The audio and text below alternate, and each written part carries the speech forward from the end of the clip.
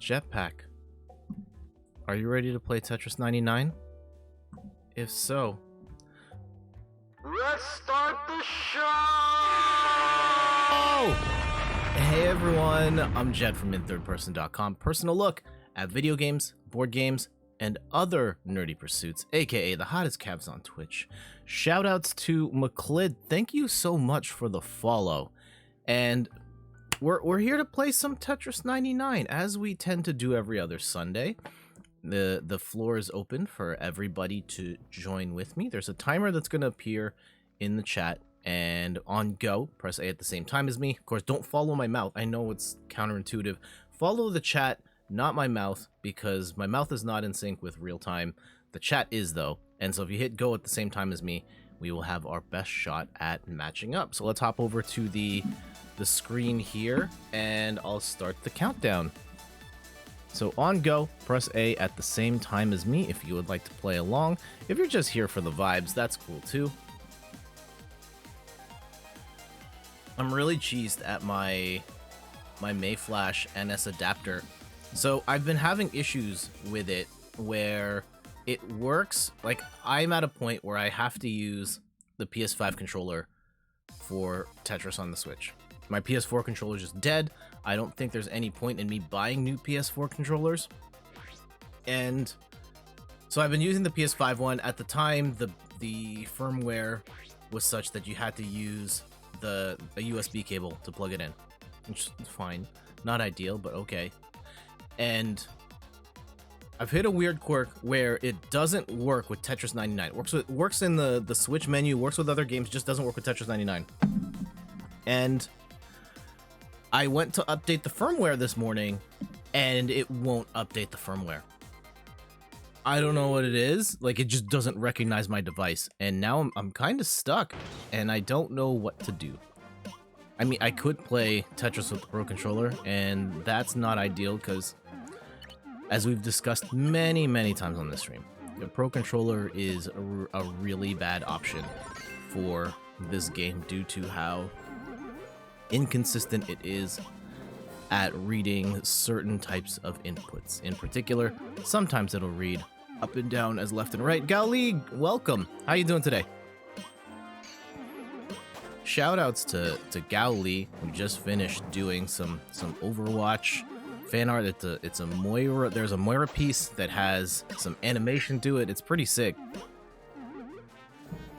So definitely check out Gali's channel. Do I have is the shout out button working today? Is the shout out button working today? Yes, it is. So yeah, definitely go follow his channel over here on this side of my screen.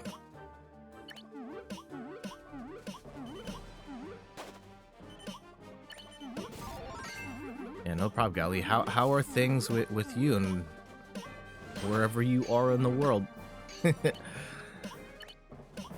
Things are good here. What did we do yesterday? Just watching some Kirby cartoon clips. I didn't know there was a Kirby cartoon, but I guess that makes sense because Kirby is a character that would probably lend himself well to cartoons. Oh, yikes. Oh, we knocked someone out. Okay, I'll take that. And now I see you having the Kirby background. Ah, yeah, I have the Kirby background because we've been playing the Kirby game on Wednesdays. So just a little nod to that.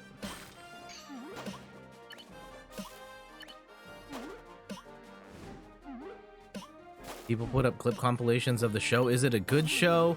Is it a funny show? Is it good for memes? Like what kind of clip compilations are we talking about here? Are we talking like anime music videos with the rock and there's some sort of like unrequited love and romance? Oh man.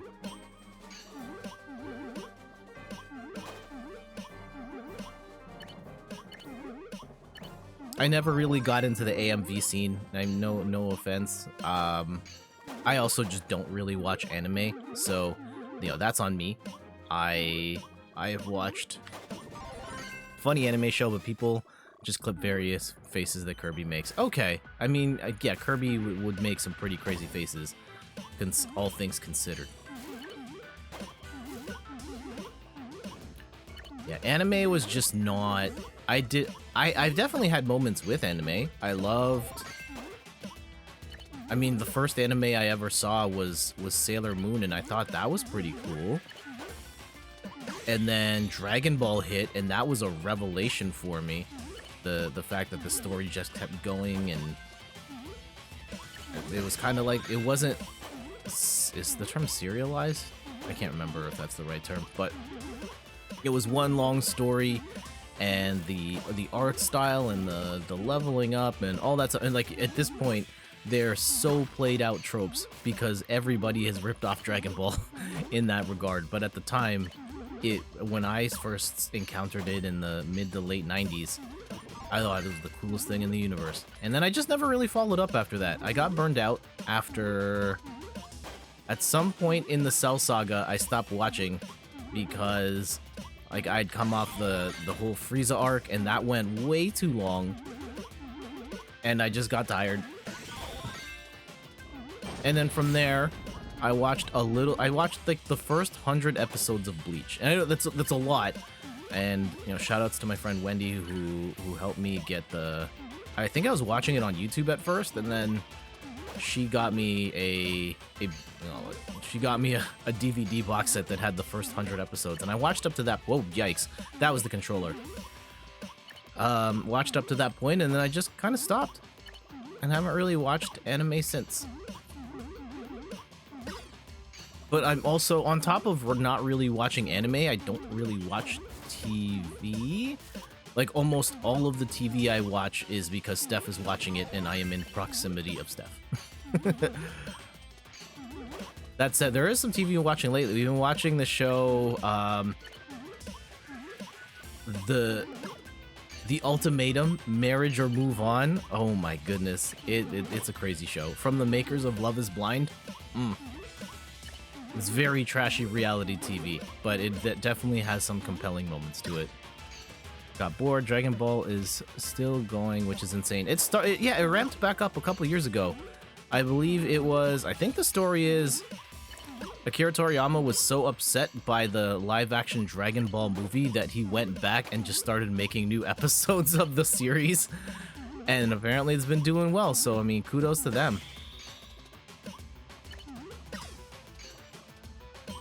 Yeah, and I've also heard, like, other people who were involved in that movie have found ways to redeem themselves in other ways. I think one of the actors has been, because of him starring in the Dragon Ball live action movie and knowing it was bad and doing a bad job for the community, he has become like an anime voice actor. I think he's in Dragon Ball Super.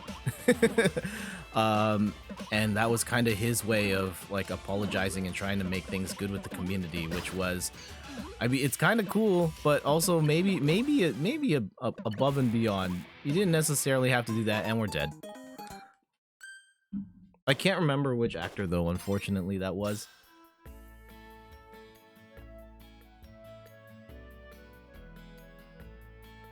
There is some stuff that I want to set up for later in the stream. And I will pull up some stuff in the background here.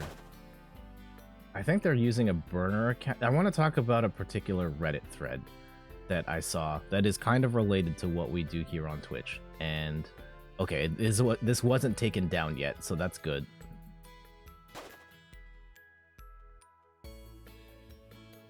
Death was uncalled for. I hear you. It happens, though. It happens. Oh, we're gonna wait a little later on the stream, Gally, for that. I'm just gonna set it up in the meantime. That's content for later. Gotta stretch these out. We've got 3 hours to go. I can't burn all my material in the first 15 minutes.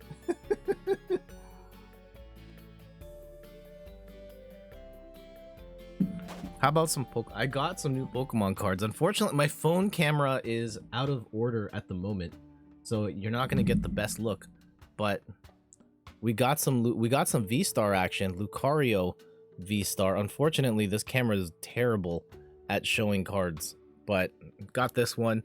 Haven't tried playing with it yet on PTCGO. I did cash in the code and I've debated buying the other cards to make it into a deck, but I'm not sure if it's good yet. I'm not sure if it's worth it.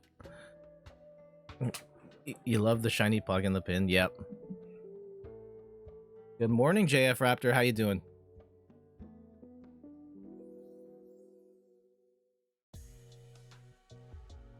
So we're down to the top two here. Who's going to take it? My bet is the person who ends up at number 1 will win. Busy with work and tired. Yeah, tax season and all that. Steph and I still have to do our taxes.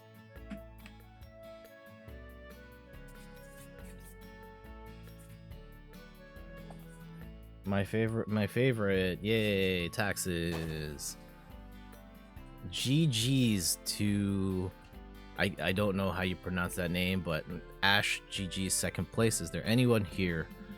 If you're in here, let me know. I'll shout you out. Right now, not seeing any names I recognize. That's okay. Okay. Let's back out of here. And I'm gonna need a second to Cedric. What's up? Yeah, taxes, man. I need to say I just put lotion on my hands. I can't play Tetris with the lotion grease. So give me a sec. How you doing, Ced? Also, are you excited for Switch Sports? Are you going to move to that for records and stuff? I played the beta and I was like, is Ced gonna be on this? I look forward to streaming Nintendo Switch Sports at the end of this month. I really hope that Battle Royale, that you can do private lobbies for Battle Royale bowling. That's my one ask. And I have a feeling that you can't.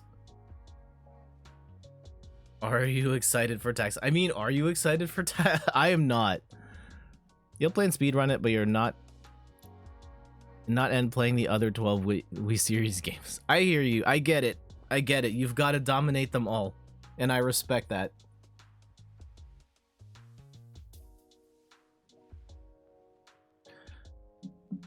Hey, Brown-Eyed Girl, welcome back. I hope you're doing all right. We will get back to the Tetris in a sec. Just let the lotion absorb into my skin, and then we'll be all right. But yeah, tax time. It's there's just lots of paperwork. I feel like pulling my teeth out every time, but we get it done. Sometimes I get money back. I don't know if I'm getting money back this year. You study at the German IRS equivalent. Yeah, you might be biased there. How's school going? Yeah, you gotta moisturize. I had very ashy, like even here, I can still see there's like some super dry skin on my knuckles. If I don't take care of it, when it's cold in particular, my knuckles will bleed. Okay. I don't think it's all the way in, but now I'm getting anxious. Oh, wrong button. Oh, I can't even get out of this now. Now you're just creeping on me. Moisturize and exfoliate. Thank you. Yeah, this will kick back. I do wear gloves. You got to declare your own taxes for 2021. Yeah. Creeper can't. No, I wanted the countdown. Yet I thought I was gonna be an accountant when I grew up, because everybody in my family is an accountant. And then I took a course in high school for accounting. I finished with one of the accounting courses I took, because I took multiple accounting courses. One of them I finished with a 98% mark. But I hated it. I hated the work. And it really put me on I was in a bit of a spiral because I didn't know what I wanted to do with my life. Because I'd spent so much of my life thinking I was going to do this type of work, and then I realized I hated this type of work, and I didn't know what to do.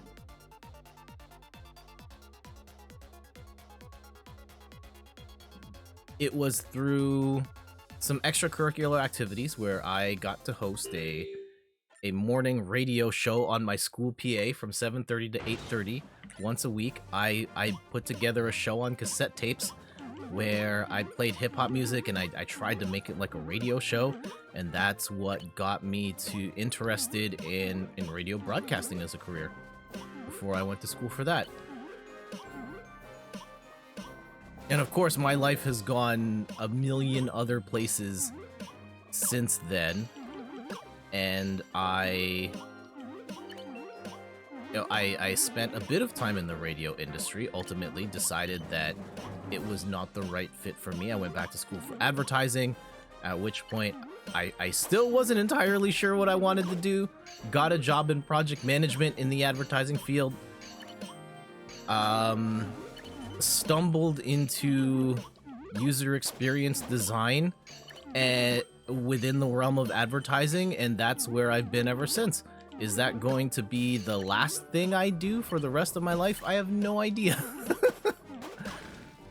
So you're a genius. No, I'm not a genius. Absolutely not. But I will say for those of us that are still in school, trying to think about like what our career paths and trajectories are going to look like, I don't think you should lock yourself into the idea that straight out of school you're going to do this job and that's it. Life has a funny way of, you know, changing career paths and life goals, and some people do. Some people go straight out of school, they get the dream job, and then they stay in that forever, but I don't think that's realistic for a lot of people, and I think that we need to be ready to adapt to our circumstances, and I think just be open to exploring other things that might be a better fit for us. I'd say like even my mom, who has worked in accounting for decades, she started up her own business selling, like making and selling raw dog food, and that's just something that, you know, she didn't have a dog until like 12-ish years ago. Loves dogs, and decided she wanted to my mom loves cooking and decided she wanted to make food just for her dogs, and that's become a business. So yeah, I think just know that your journey and your professional life is, I think, is more malleable than you may think. Okay, I know that wasn't necessarily an ideal play. I just really wanted to cut the stack. There we go. Okay, now we're down.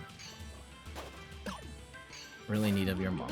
Oh yeah, she loves that work, and she works because of that business, because she still works a full-time job as an accountant, and then she prepares all the food, buys all the ingredients, goes to sources all of the ingredients herself, and she's buying in bulk like thousands of dollars of meats and vegetables, and then she hand makes all the food, and then she even delivers the food for some of her customers as well.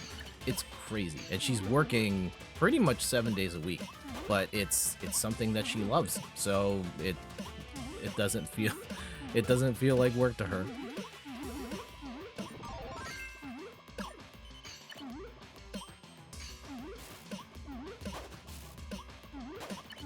Yeah, you never know where this goes. Probably stay at the German IRS forever, because there's basically no safer job here. The benefits that come with are also not bad.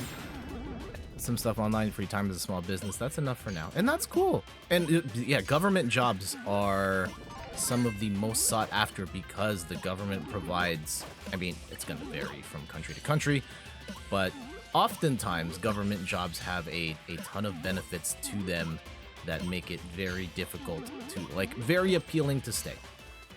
But if you've got other stuff that keeps you busy and fulfilled, yeah, by all means, you do you. Cherish her. I do. My mom is great.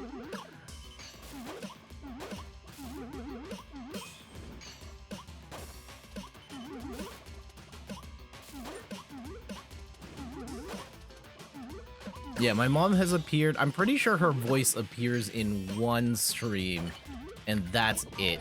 The one time she was at the house while we were streaming. Actually, I think I had to cut that part out entirely because of reasons.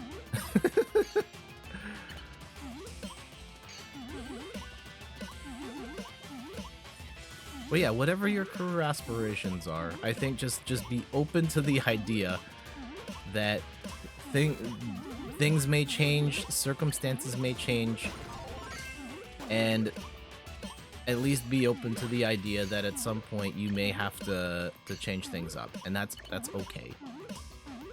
You don't, like, I feel like growing up, and I know it's different like when I was growing up versus what growing up is like now, but there was this idea that you locked in on a career, and then that was what you did for the rest of your life, and I don't think it's not that way for a lot of people. It doesn't have to be, even if you want it to be that way. And just be open to the idea that your journey in life and your journey in your career doesn't end the moment you come out of school or then you get a job. That's all I'm saying. You don't have a backup career, and I mean, certain people don't.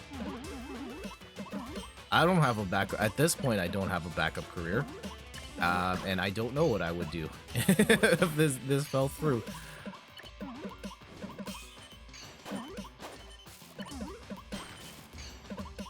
Oh, maybe I'd go back to school. Maybe I focus on this Twitch thing full time. I don't know. Probably not that. That's weird. It's probably not Twitch. No, I don't think I make nearly enough. And not to say I'm not begging for donations here or anything. I don't think I make nearly enough money for this to be a sustainable thing for me. I did run the numbers on, like, based on the... This is a calculation I've done where, like, trying to figure out how many subs or, like, how much money would I need to generate here, and what percentage of, like, how high would I rank on Twitch if I made this amount of money, and, like, what would it take? And it was, and, you know, this isn't a flex about how much I make in my real life, but it is highly unrealistic for me to think at a bare minimum that I could replace my current income with Twitch. I would need to be... Oh no. It's highly unrealistic for me, even in a best case scenario. Yeah, my mom's doing okay. Have a career right now. You have to quit university to take care for your mom full time. Oh no, Brown, I'm sorry to hear that. I mean, I hope that your mom's doing okay. I'm sure she appreciates you for doing what you can to take care of her during this time, and at some point I hope you're able to get back at it and continue your studies and your career. But yeah, that's really tough to hear that you have to go through that.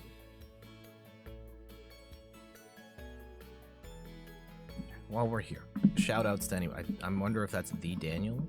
I don't think it is. Beckett, Ivan, GG's. If you're in here, let me know.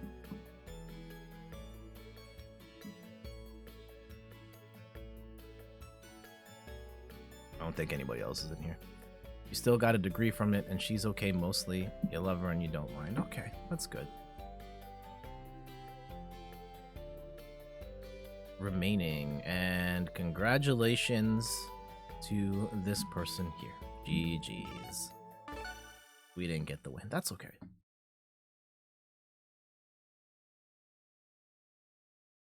Oh, I see. Yeah, JF Raptor was saying, hope your mom's doing all right, as in to comment to Brown Eyed Girl. Yeah, I hope she is.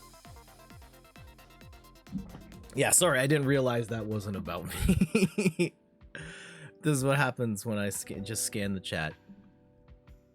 It's tough following the chat and playing games if it moves at a certain, like, even when it is like not that quick, it's so easy to miss messages, and I feel bad when I miss stuff, but it happens.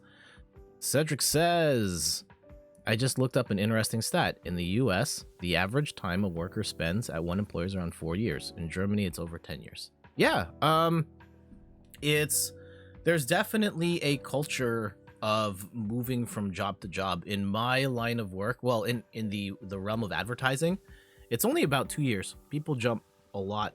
I was an anomaly for having stayed at my old company for 10 years. And it's just there's a culture, you stay for a little bit, but it's almost always in your favor to move from job to job because you will get more money faster. Like, the rate at which you will get raises at your current employer is not going to be as high as you going for a new position and getting more money that way. And so people choose to move. You're glad my mom is good too. Thank you. Yeah, again, sorry I didn't realize that wasn't about me.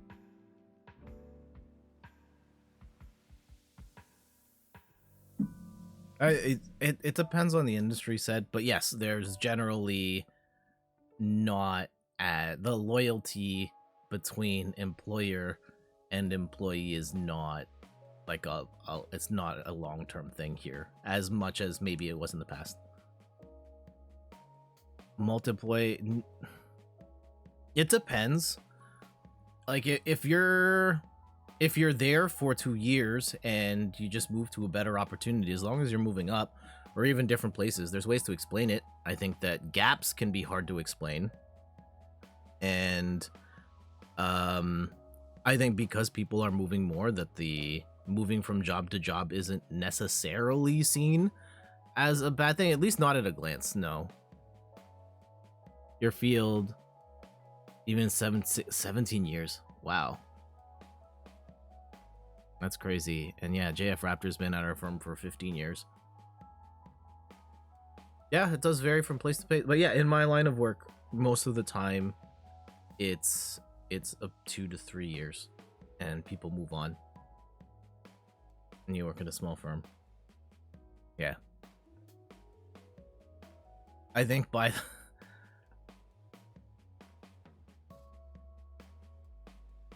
I think at like my old place, it was like within 6 years, it was, you know, less than 5 of us at a place that went from 20 people, scaled all the way up to north of 100 people, and then scaled all the way back down. There were, I think, yeah, like 5 of us from that original company left.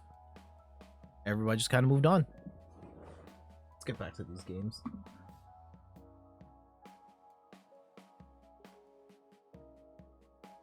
Yeah, my dad stayed at the same place for over 20 years, and he ended up leaving because the place he was working at was going through some hard times, and he didn't want to be caught in a position where he was out of work because the company folded. And he took that really hard. And I get, yeah, the idea of staying with that same employer. But eventually he found a new spot and has been there since. What else? I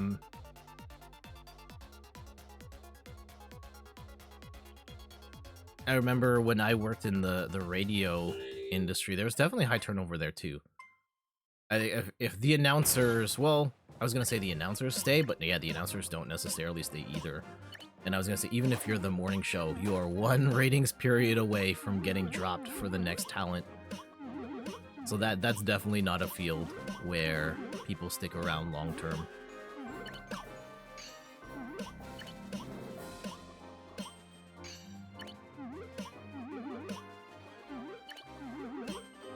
I think the longest job was the ad industry job at the company that merged a whole bunch of times. Next longest job was at retail when I worked at a pharmacy. I worked there for about 8 years. And I worked as a stock boy and worked my way all the way up to supervisor. If I wanted to, I probably could have stuck it out and worked my way up to management, but that was not the world that I wanted to be in long term. Super hard to get fired here in general. In your field, basically impossible unless you murder someone. Oh, that's another benefit to just, I think, government jobs in particular, being able to, yeah, that job security sounds fantastic.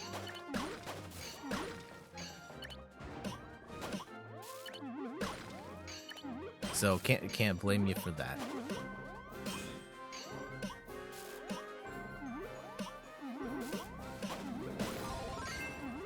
What did I want to be growing up? Some of the careers that I kicked around. I know my parents tease me because apparently when I was a kid, and I think I remember this. I used to say that I wanted to work at a video rental store. Anyone remember renting videos? It was not. I wasn't even aiming for like a Blockbuster video. I wanted to work at, and this is a local chain, Video 99.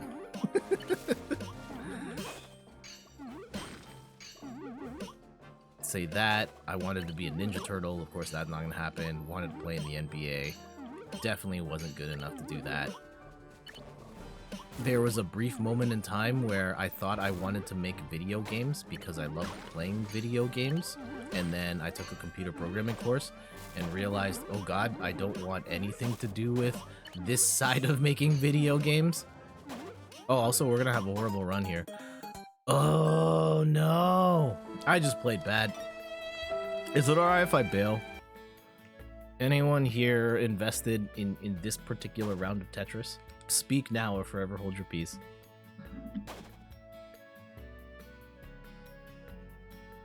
If anyone's in here, I'll stay, but last rental store closed like a decade ago. Yep, I don't know if there's still any left around here, but Blockbuster closed about a decade ago at this point.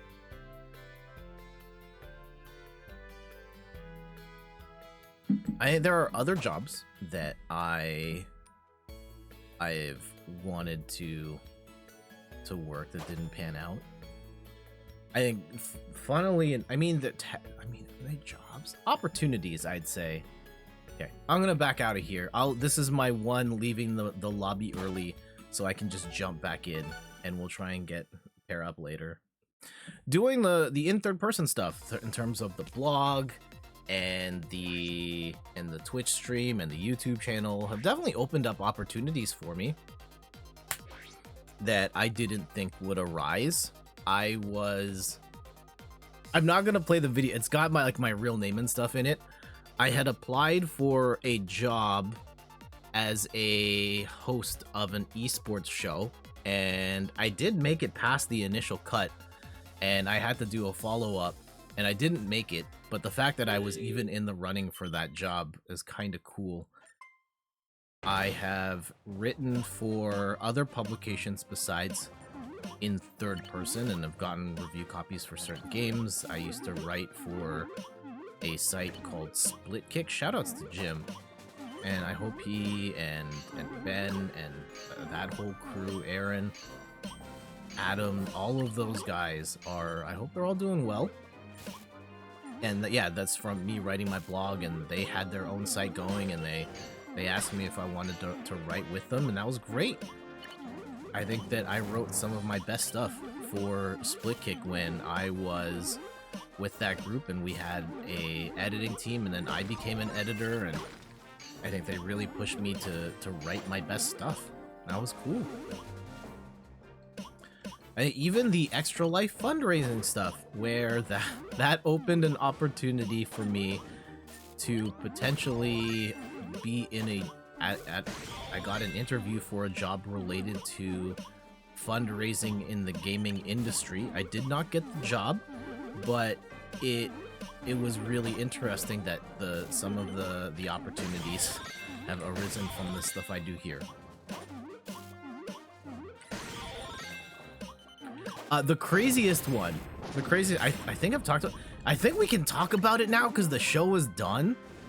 Running a website is the biggest pain you had in years. Why is it the biggest pain? We can talk about it now because the TV show the season is done. But because of in third person, and I'm pretty sure it was stuff I did on stream that I ended up posting on Instagram. I got reached out to by a casting director for the Lego Master Show. And I didn't reply because I didn't see it until months after the fact, because I don't know how to use Instagram DMs, right? If you're getting like an unsolicited message, it's like in a folder off to the side, and I didn't see until months later that someone from casting at that show had asked if I would like to audition for it. So yeah, there could be an alternate universe where maybe I'm pretty sure they wouldn't have picked me because I'm not actually good at Lego at all. Steph and I have built a couple Lego things, and Steph is much more inclined at being creative with the blocks. I can barely follow the instructions. I just happen to be the person that was showing the things on camera at the end, but who knows where things will go from here. Oh, European, yeah, GDPR and stuff. Okay.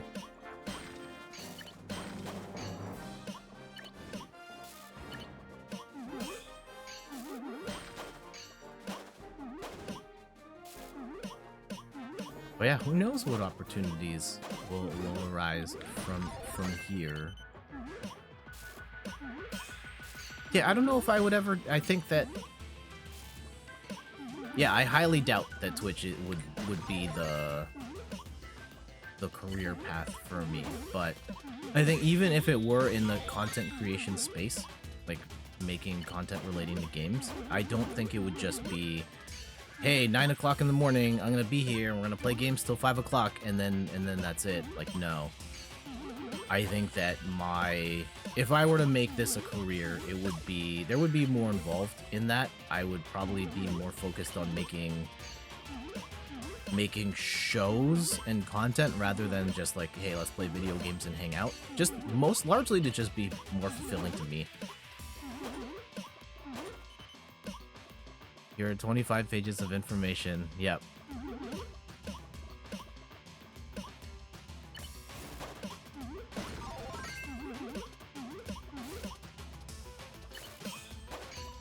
Yeah, some of the stuff I work on gets impacted by that too, said, even for non-European sites, depending on their audience.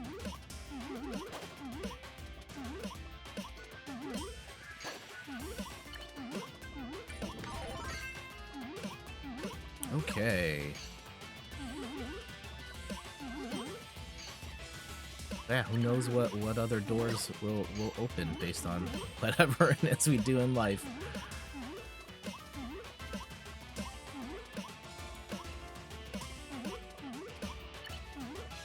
What would be cool? What would actually, like, thinking about what would gaming, like, in third person as a career look like for me?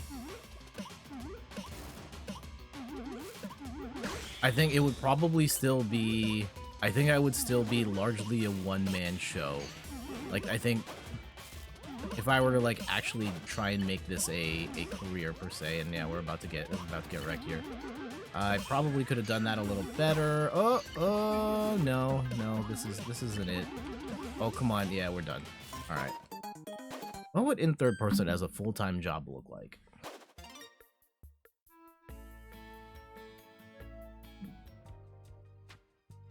I don't think it would be Twitch full-time. I think at most I would probably stream 3 times a week versus the 2 that I normally do. I think there would probably be maybe one, like I think YouTube would probably be the main focus at that point, making content for YouTube. Then there'd be streaming stuff, like stream twice a week. Maybe I write once a week. I don't even know if writing would fit in there. And then maybe a podcast. That's probably that would be the thing. Although, yeah, just making videos in and of itself would be a lot. I'd love to do more videos. That's probably my biggest thing, because I know that they're fun to make, and they can, like, grow, and the content just, like, can be watched for years and years and years, but it's just so hard to make that stuff, and it takes so much time, and I just don't have the time to put it all together. I can't afford an editor. And even if I did have an editor, I would be so nitpicky on how I would want things cut that I should just basically edit it myself anyway.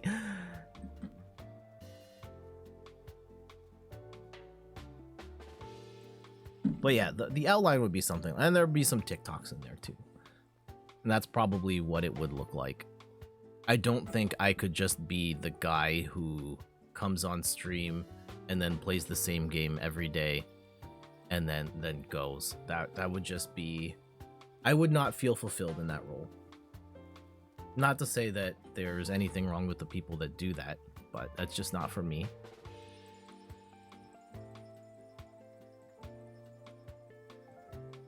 I would love to do podcasting would be a lot of, it's so much work.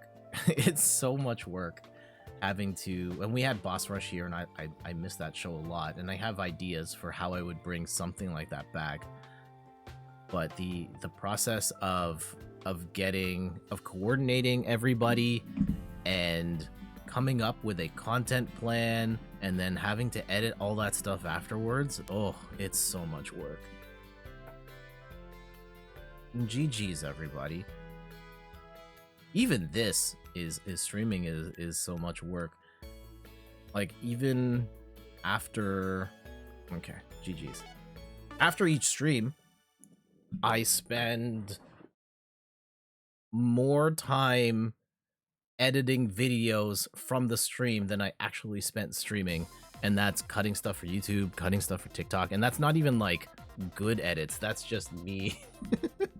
That's just me doing the bare minimum and cutting out not talky bits and then putting them together and then putting it online, and it's incredibly time consuming.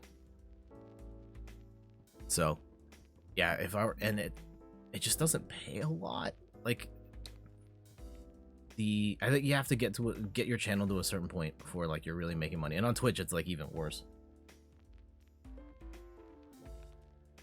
On YouTube it's more realistic to be able to make a living off it with less viewership, but Twitch is not the same.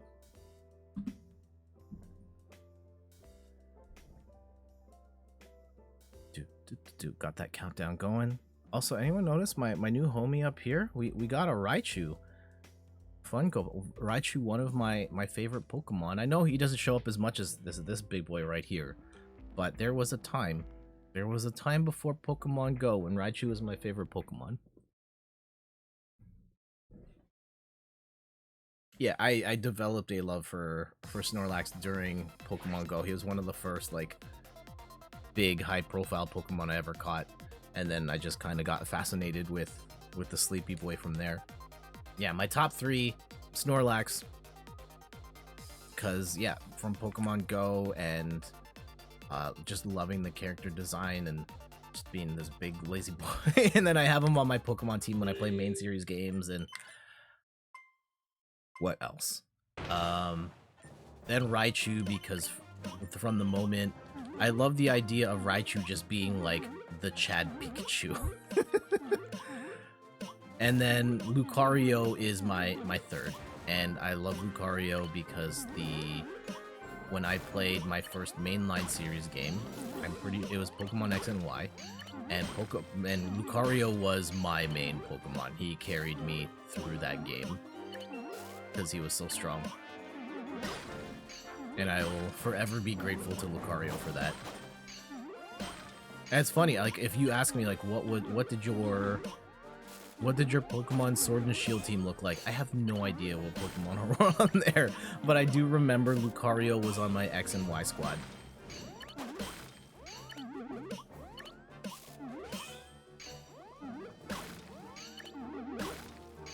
Put these down. Oh, whoa, that was my fault. That was my fault. Okay, let's just throw everything in there now. I may have doomed myself, but that's okay.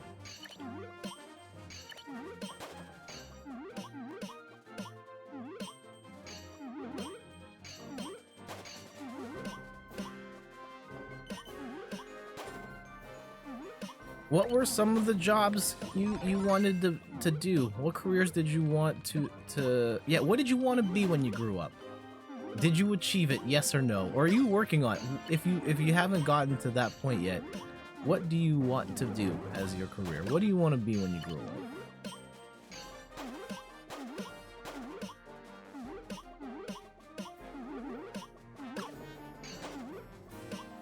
I mean, at this point, I'm fairly settled in on what I do now, but I haven't closed the door on doing other stuff in as a career. Probably not in the... I'm probably not going to get to the NBA at this point. Despite my dreams, hopes and dreams. I think I got really excited when the job in the gaming fundraising space opened up, because that being on the short list for that like opened my eyes to the idea that I could use the skills that I have and apply it to a different field in this sort of space and be helpful in that way. And maybe there's something there to pursue at some point.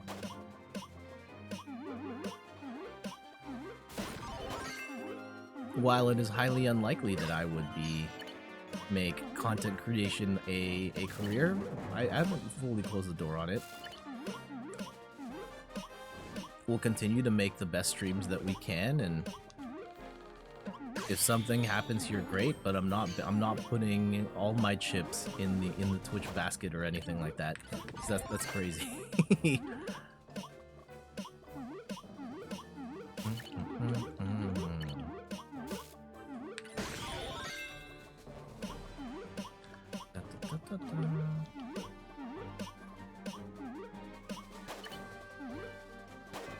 yeah, we'll just throw that in there. That's not necessarily what I was aiming for, but yeah, we'll take the Tetris.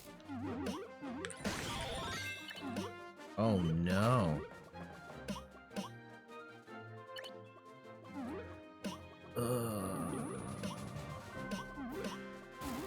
Uh-oh. Big stack coming. Big stack coming. How do we clear this off? Let's go here. Yes. Uh-oh. This is looking real bad already. Hate to see it. Hate to see it. Uh-oh. Uh-oh. Oh, no. Okay, hold on. Do I... Oh, no. Oh, we're playing terribly today.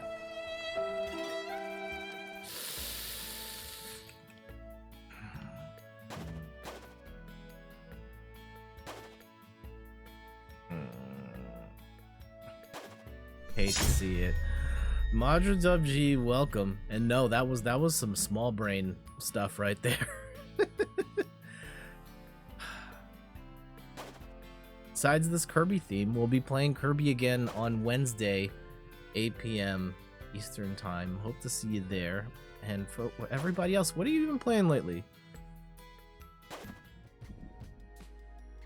Do I still have my collage cam? Oh yeah, I haven't used this camera in forever. We can hang out here and use this one for a minute while we wait for this other game to wrap up.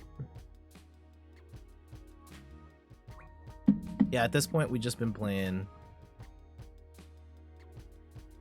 You have smack with some stacks. You're doing well. Oh, thank you. Yeah, it didn't we kind of caught the short end of the stick there.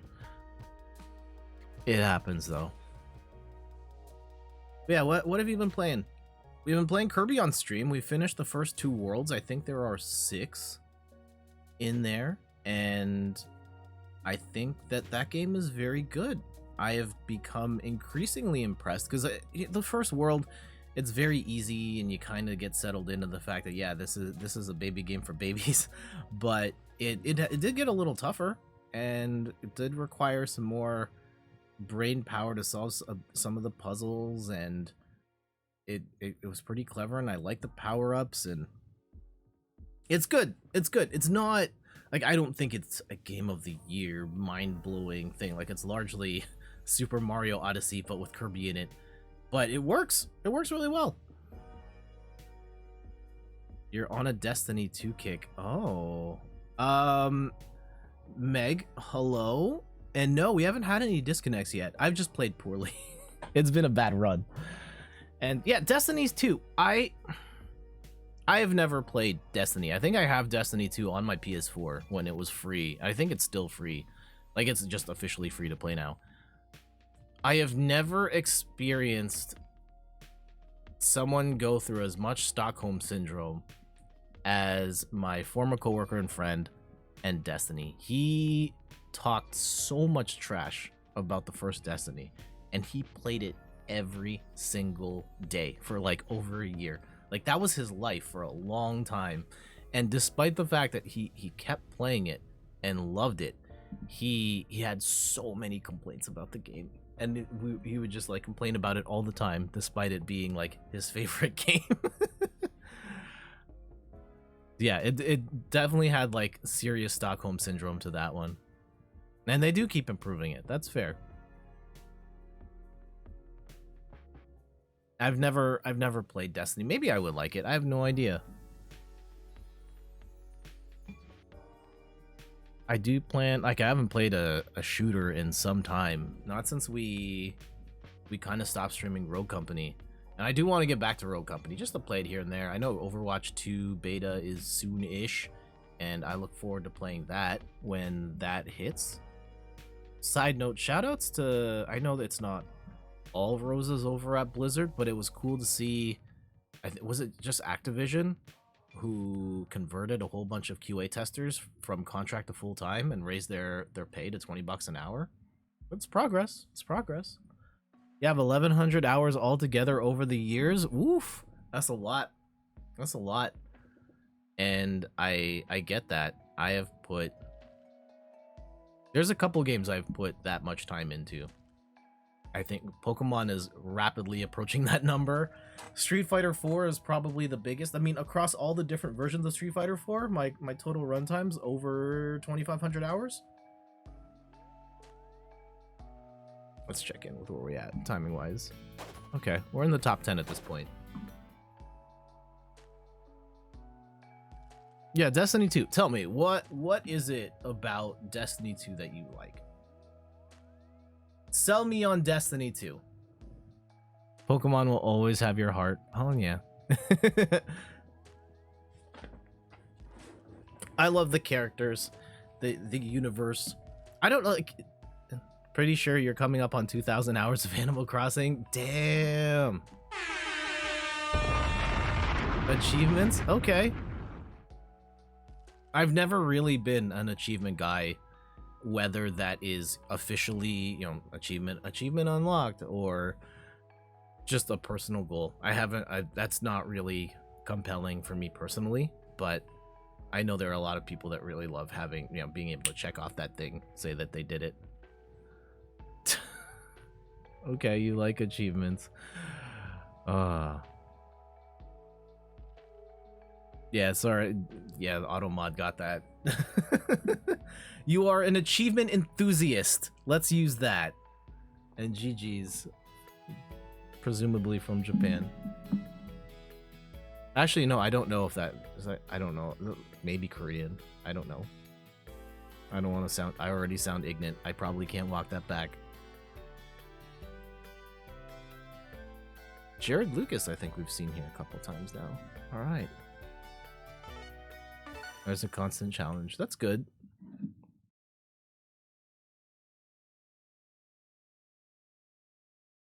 That should be okay. Here we go for funsies. For funsies. Pick a game. Sell me on that game. It could be your favorite game. It could be a really crappy game. But through the chat, just tell me, why should I play this game? Whatever it is. If you want to try and sell me on Barbie Horse Adventures, or you want to sell me on the Garfield kart racing game, or on Cyberpunk 20, I don't even, on Cyberpunk, go for it. Sell me on a game. Here we go. Let's get the countdown going. Player 2 start. Hello. Tetris is pretty cool. You have one. All right. Madra, sell me on a game.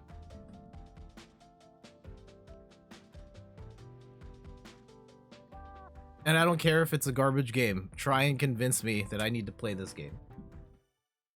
Elden Ring. There's a turtle who's the turtle pope. Sold.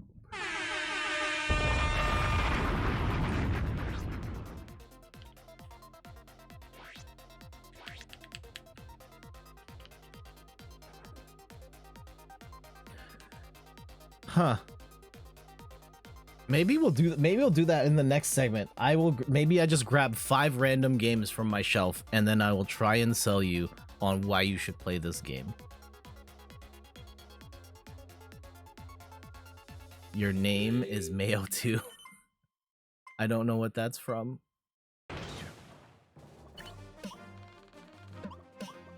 Okay, let's try that. I'll grab 3 games from the shelf, 3 different consoles, and then I will try and sell you on playing those games. You click a mayo jar and get quotes. It's addicting for no reason. Okay.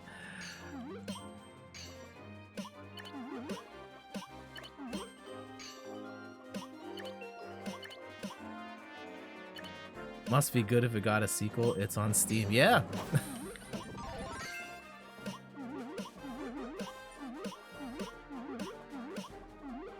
I remember there were some like shovelware games on the Nintendo Wii. One of them off the top of my head was a game called Anubis 2, which if you going by that logic, it must be good if it got a second one.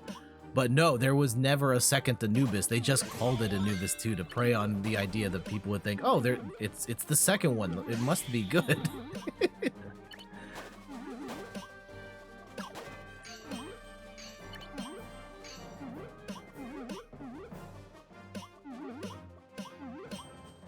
Wow, clever. Yep.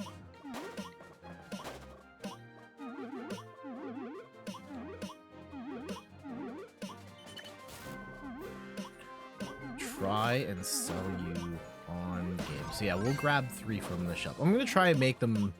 Do I pick 3 particular? Okay, I know at least one of the games that I'm gonna pick.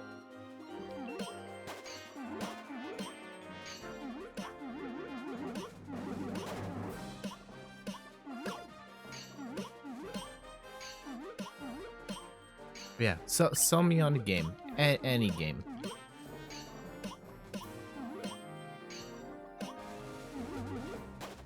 Untitled Goose Game. You get to terrorize a small town of British people. Nothing better than that. Okay. Okay, I've seen Untitled Goose Game being played, and I think I personally would be frustrated by it, but for not having a clear understanding of, you know, what sort of things I'm supposed to do in order to complete the mission. I know there are people who just play it just to troll the people, but I think I would get frustrated in terms of like, all right, now how do I actually like progress the story? Where to start? I can do that without a video game.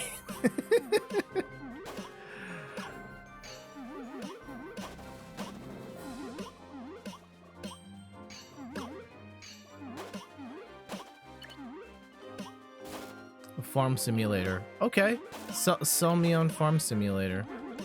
Those are very popular games, by the way.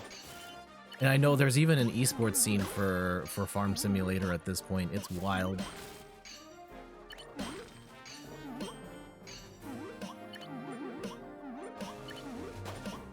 But no, yeah, like the actual Farm Simulator game has sold incredible. I think it's particularly big in Europe, where for some reason those games are incredibly popular. You don't know how. Yeah, I don't know enough to speak on it, but I know those games sell millions of copies and have been a massive hit.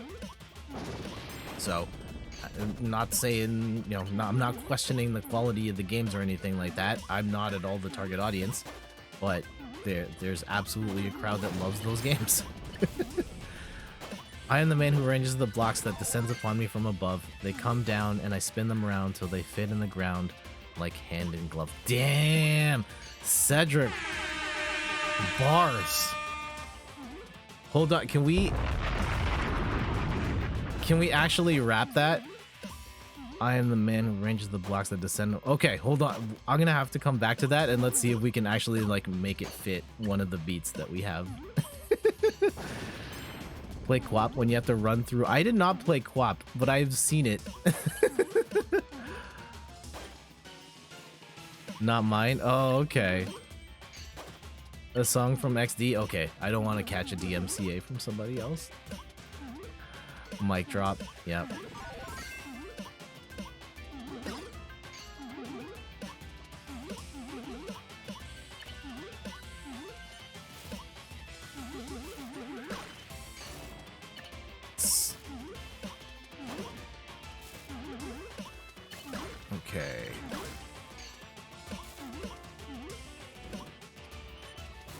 Ooh.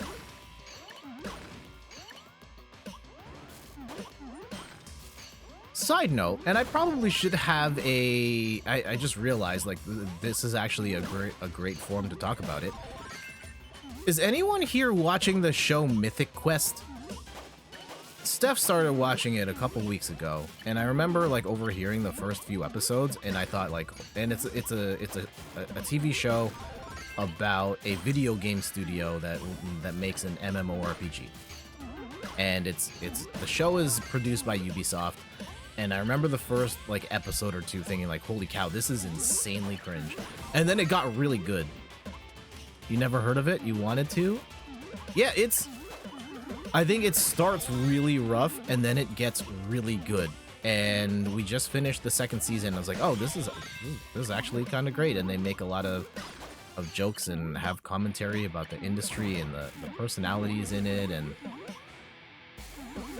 I think it's pretty well done. Is it worth it? Yes. I think it is good. If you can get past like the first few episodes, where like it really struggles to find its foot, like I don't think it knew what it wanted to be at the beginning, so it was kind of like leaning on like super hokey game jokes. But then I think when it focuses more on the characters that it has and the interactions between them, it gets a lot better.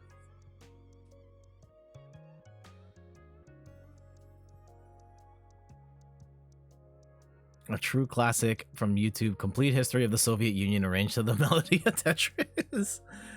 That's pretty nuts. All right, actually, while this is going, here, I'll let you, oh, that's the wrong one. Here. While this is going, I'm gonna go grab 3 games. I'm gonna try and sell you on playing them. Okay.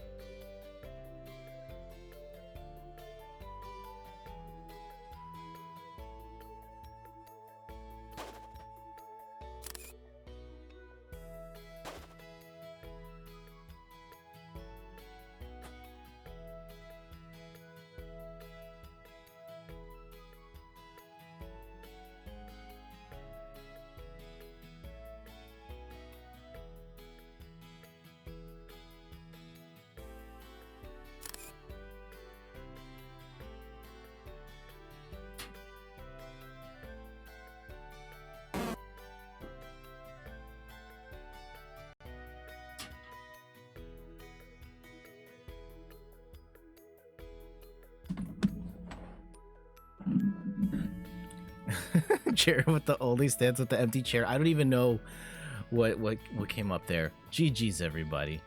Why is Snorlax so small? I don't know what you're talking about. I don't know what you're talking about. Look, it's Snorlax.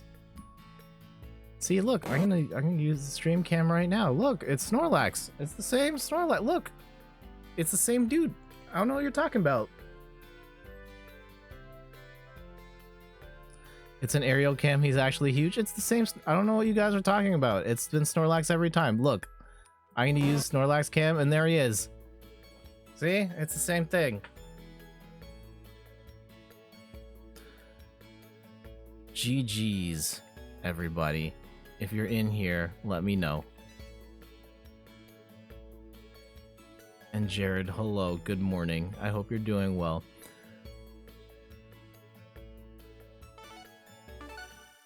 Okay, I don't know if this is gonna be a recurring feature, but we'll try this out. Okay, I've got 3 games here, a random assortment of games, and I'm gonna sell you on why you should play these games. All right. Hold on, let me clear my throat, and then we will start.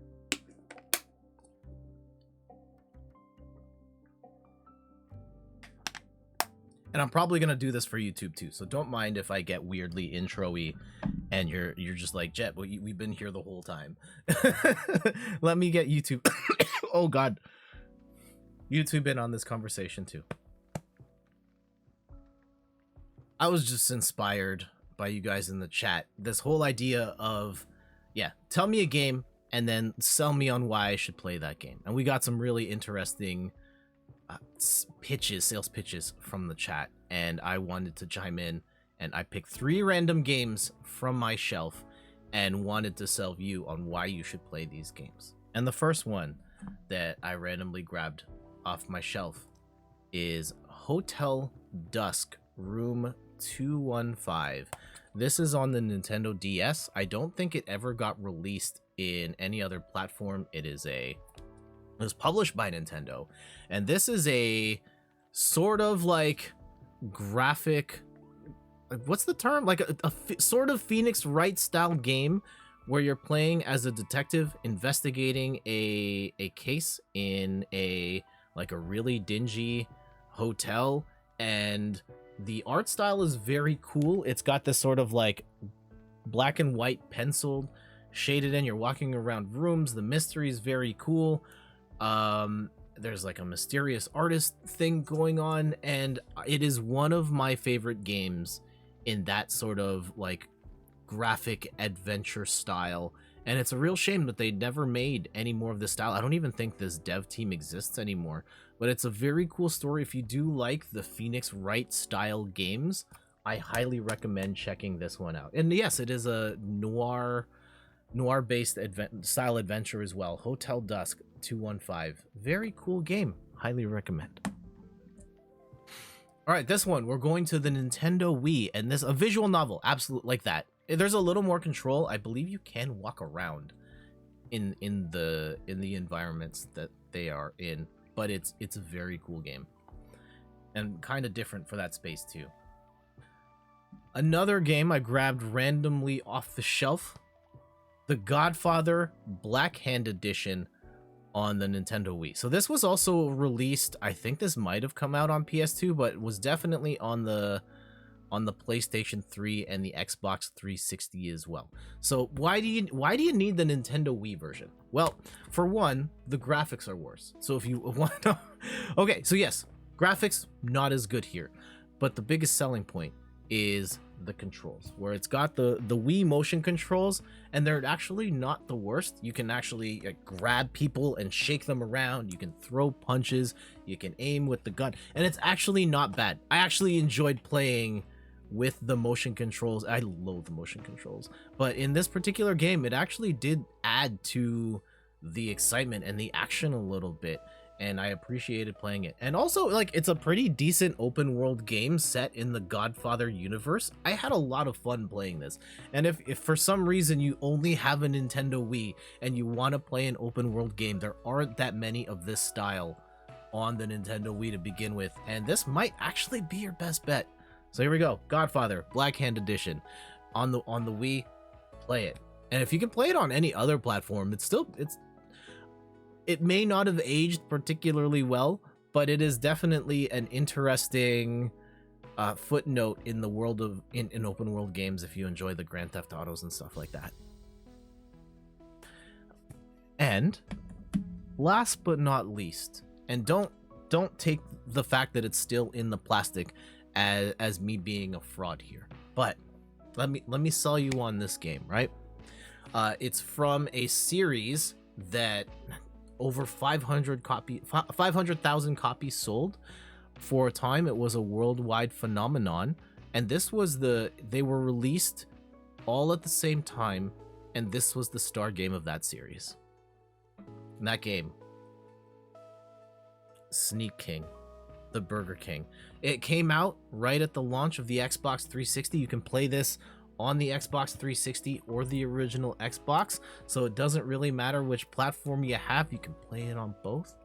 And the reason why this one was so lauded is it's basically Metal Gear, but with the king, and you sneak around the world, and then you go like, surprise, here's a burger, and isn't your life better now because a random guy gave you a burger? That is this game, and this is why you should play Sneak King.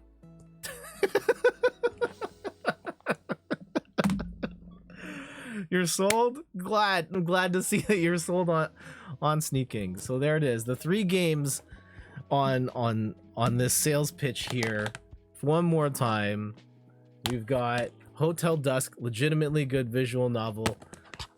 The Godfather Black Hand Edition, maybe one of the few open world games on the Wii, and the motion controls are actually pretty decent. And then Sneak King, what a legend. What a legend. Metal Gear with burgers.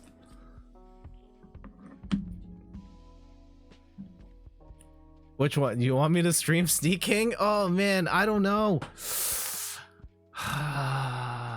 Guys, like Sneak King is still it's still in the plastic. I still have the price tag on it.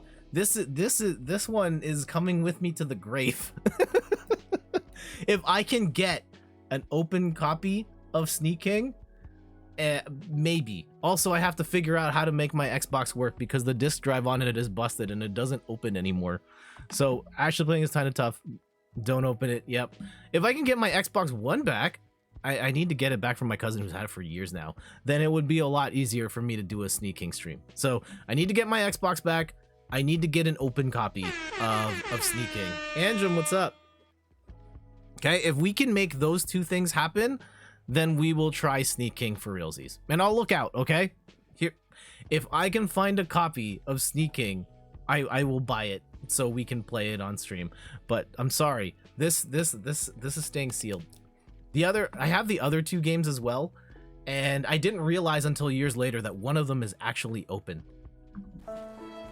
I thought I had 3 sealed copies, and no, I don't. Jet open Sneak King. I'm not opening Sneak King. Oh, get an emulator. I don't want... You're donating your life savings. Okay, let's start the countdown timer. We'll keep chatting. If I can find a... Okay, yeah, that's the 2 things. I need another copy of Sneak King that I can open, no prob. And I need my Xbox back. Snake King? Oh, Sneak King. Like sneaking and the... Yeah, sneaking. There you go.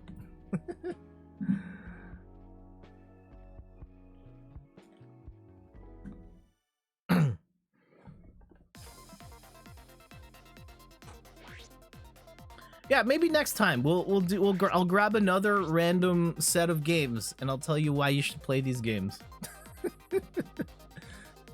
I don't hate the idea of doing a Sneak King segment for Extra Life. That's gonna be like a 3 in the morning game though. We can't use primetime hours on Sneak King.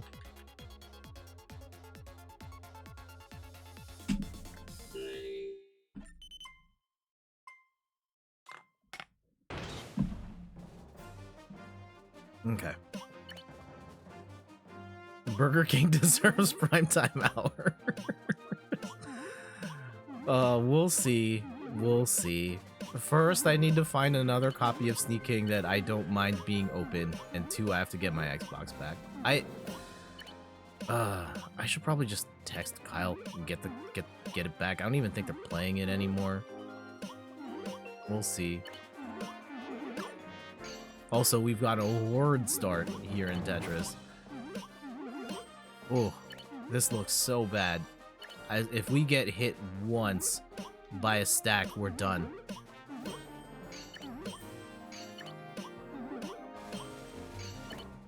I hate that we did that. Okay, there we go.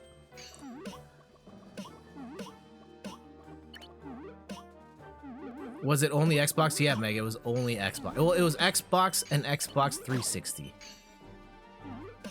$15 on on Amazon. Maybe. Is that a... Well, I guess if it's a third-party sale, it's probably fine. I still need to get my Xbox. Does someone want to go to my cousin's house and get it? He lives like an hour away at this point, and we hardly ever see each other.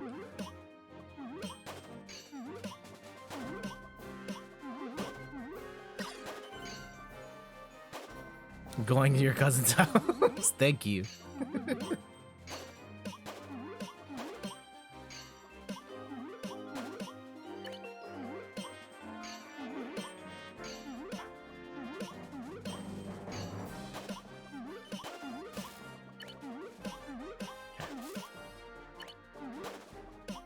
I'd never crossed my mind to stream Sneak King. I've had that game for years, and it was just like, well, this is in the plastic. I've even showed it on stream before, and it was always, well, this is my sealed copy. I'm going to maybe sell this one day. No, actually, no, I'm not going to sell it. Who am I kidding? I mean, I could make like $1 million in 20 years, but that is a family heirloom. Can't sell it. Can't open it.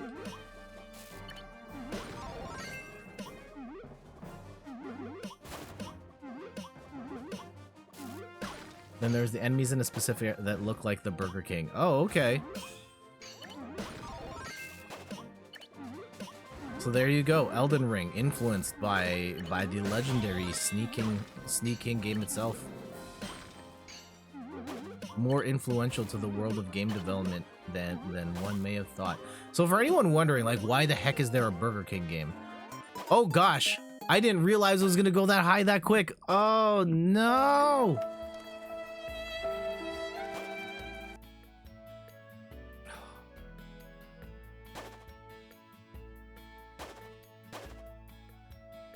I screwed that up real bad.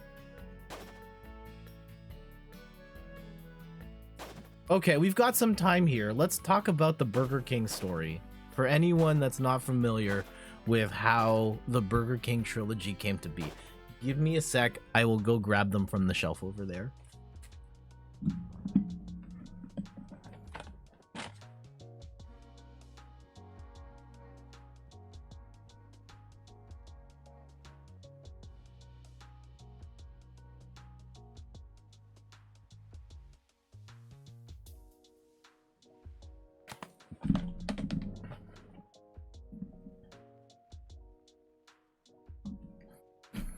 All right, the year is...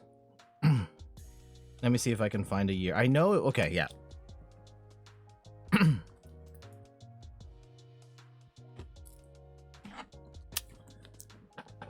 The year is 2006.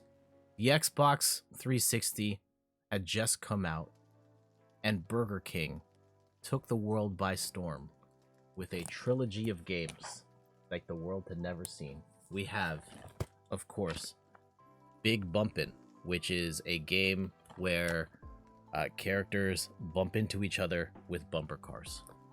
We also have Pocket Bike Racer, starring NASCAR legend Danica Patrick, who would later go on to appear in at least one Sonic kart racing game. And then, of course, the legendary, the one and only Sneak King.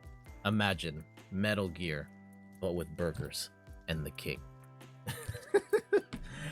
Burger King released all three games. To my understanding, I don't know the story 100%. They released all three games at their locations. They were $5 each, so under 20 bucks, and you could get all three. They come with Xbox 360 and Xbox One versions in the set, and I believe they sold over 500,000 copies of these. These were a hit. And look, granted, these did not review particularly well. I think at best, I think Sneak King has an average score of like 60 on Metacritic or something like that. But when was the last time a fast food chain put out major I mean, KFC has the dating sim game, but they didn't print discs for it. This was a whole thing that they did.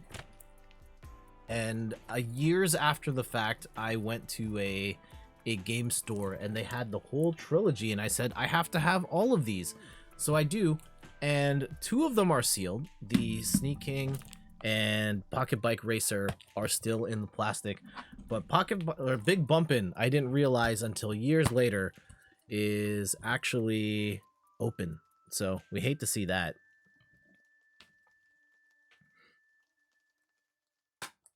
And Max says, how have I never known these games existed? It was a blip in time. There was maybe a week in the world of video game history where people were talking about these, and then they've just fallen off the face of the earth. I think there is someone on the internet who collects Sneak King specifically. Okay, let me look if I can find them. There's someone who has like hundreds, if not thousands, of copies of Sneak King. Like that is their collection of things. Sneak King collection. Yeah, here it is. Okay, this came up from 2021, and I'm gonna have to set my browser cam again. Oh no, I don't. Here we go. Someone's collected thousands of copies of Sneak King. I have one. This guy has literally thousands of copies of Sneak King.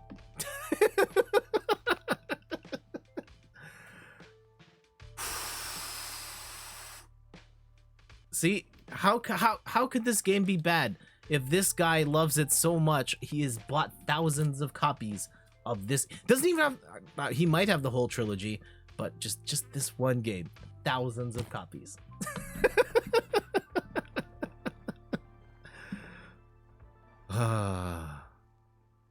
And unfortunately, it looks like Sneak King is not going to be converted to be back compat with the modern Xbox stuff. See, it might have to get a 360 or original Xbox to play it. It's kind of a shame, but you know, for a moment in time, we'll always have Sneak King. How much money? Oh, here we go. The exact number of copies. He has 2,706 copies of Sneak King, at least at the time of writing. May have more at this point. And I don't know how much. Oh, the games were $4. Okay, conversion, Canada $5. But still, nevertheless, probably thousands of dollars at this point, Anjum, that they have spent on Sneak King. Absolutely insane. But what a story. What a story. The Burger King trilogy still making headlines almost a decade later. Well, more than a decade later.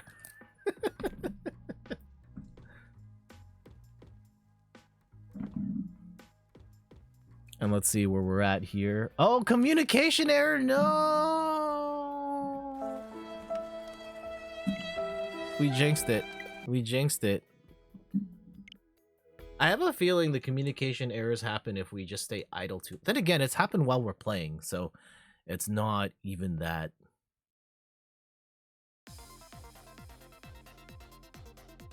Oh my goodness. Okay, well, let's go in and reset. I'll start the timer again, and I think we'll probably bring up the other thing that I wanted to talk about. I saw a Reddit thread. What does this chat button do? I have a button that says, oh, it's supposed to show the chat here, and it's not working. Darn it. Okay, I'll have to fix that. Where is the countdown button? There it is. Okay. I saw a thread on Reddit last night that really freaked me out. I'm still not sure if it's real, but I think it is a important conversation to have about parasocial relationships and the world of Twitch and how we interact with one another, viewers and streamers and viewers and viewers and all that's online relationships as a whole. I think there are definitely some things to talk about, some lessons to learn that are, you're back, you got Doritos, nice. We actually had, oh, I don't have it here. Yesterday, we went and played board games with, yeah, Steph and I played board games with Michelle and Yasha. We finally finished, oh, this is, shout outs to Michelle and Yash. We finally finished our run of Pandemic Legacy Season 2. We actually started the game years before the actual pandemic, and depending on who you ask, it took us longer to beat the game than the actual pandemic ran. I personally still think we're still in it, but we finished it. It was, I think, the final total from the first day we played it to when we finally finished, and we weren't playing like non-stop. It was fits and starts here and there, but it was 1,566 days between when the campaign started and when we finally finished it. So GG's to them. I do have the final season 0, like sitting on the floor over here, but I think we're gonna take a break from Pandemic for a little bit before we go into that one. I will say I loved Pandemic Season 1. It is one of, if not quite possibly no, it's not my favorite, one of my favorite board games of all time. Pandemic Legacy Season 2 was not as good. I think that there were some design choices they made that were, if you did not do certain things, at certain times, it becomes a very bumpy road. And unfortunately, that happened to us. And even then, like, the end game, I don't want to spoil it because it is a game that has a story and consequences, but the final few rounds were heavily dependent on something that is very unlikely to happening. And if you don't get the thing to happen, then you are probably going to lose. And unfortunately, you have no real control over what that thing is, or like how you achieve that thing. Also, we kind of just escaped from a pretty messy jam there while I wasn't really paying attention to the game. We'll take those. And Gali, you tuned back in just in time for the good part. Yeah, the part where we're gonna talk about the relationship thing. Pandemic Season 1 was not so good. Gali, I'm talking about a board game. Actually, okay, we're in Pandemic Season 6 in Ontario, yep. Yeah, Pandemic is quite possibly my favorite board game series of all time. The original game is a modern classic, and the Pandemic Legacy games are some of the best board games ever made. The first one is one of the best board games ever made. Season 2, I don't think is as good. Season 0, we will oh gosh, that was a really bad drop. No.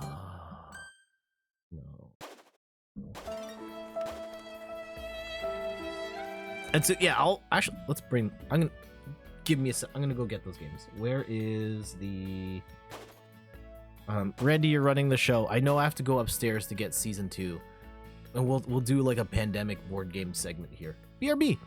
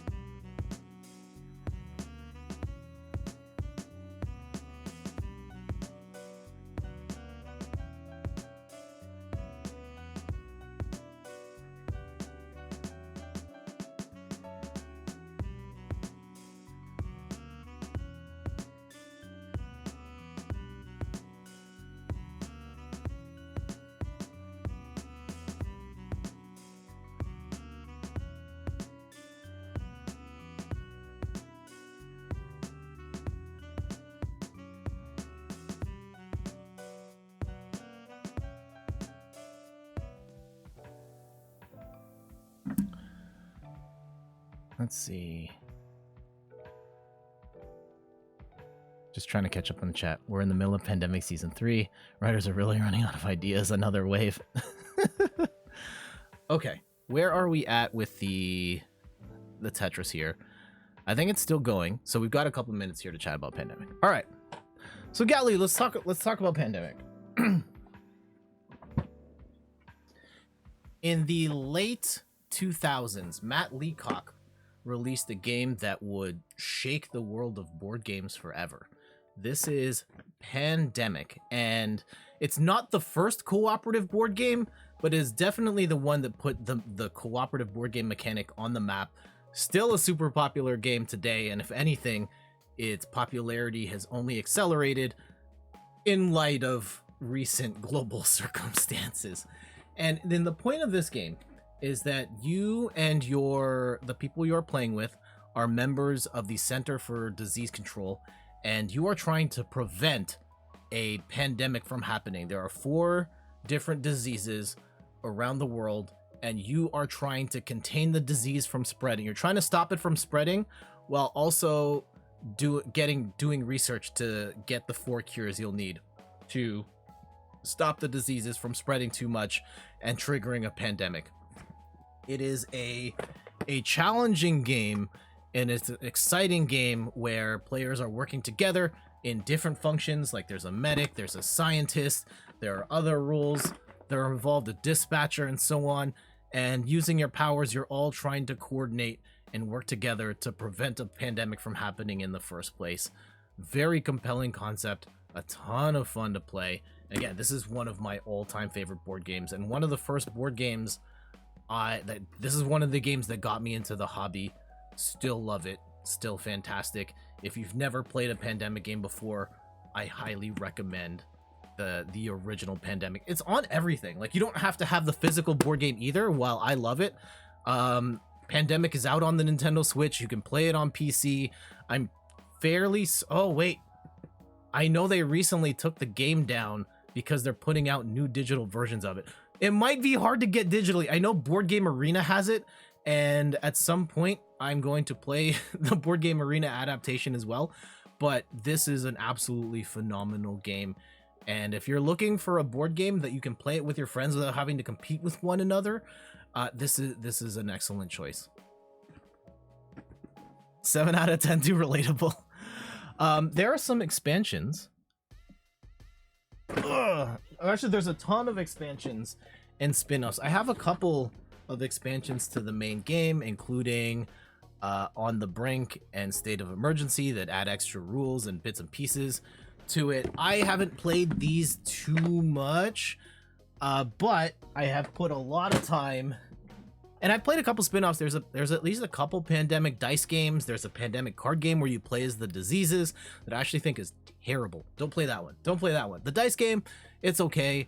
My favorite in the Pandemic series is easily Pandemic Legacy Season 1. And the difference between this and the other Pandemic games is that it is a game that has a story, and you're playing the different scenarios in the campaign. It takes place over the course of a year in time, and you're making permanent changes as you play. You are writing stuff on the board. Cities are getting like quarantined and blown off the map, and characters die and cards get ripped up. You're writing on the board. And so when you play it, the world as it started versus the world when things end, it's just not the same. And it's such a cool experience to go from beginning to end. Steph actually made a frame of all our board and a bunch of the pieces, and we have it framed in the basement because of like how much the experience of playing this game meant to us. And it's such a cool thing. And we just finished Pandemic Legacy Season 2, which takes place after the events of Season 1. And I don't want to spoil what happened, how Season 2 even starts, because it's direct spoilers to what happens in Season 1. I don't think it's as good as Season 2, but we finally just finished it. It took us many years to get through it. I mean, it's only 12 it's gonna be like 24 hours of gameplay if you really wanted to go from beginning to end, but still a cool experience that extended the story of the Pandemic Legacy universe. And last but not least, let me go get it. I realized I missed it.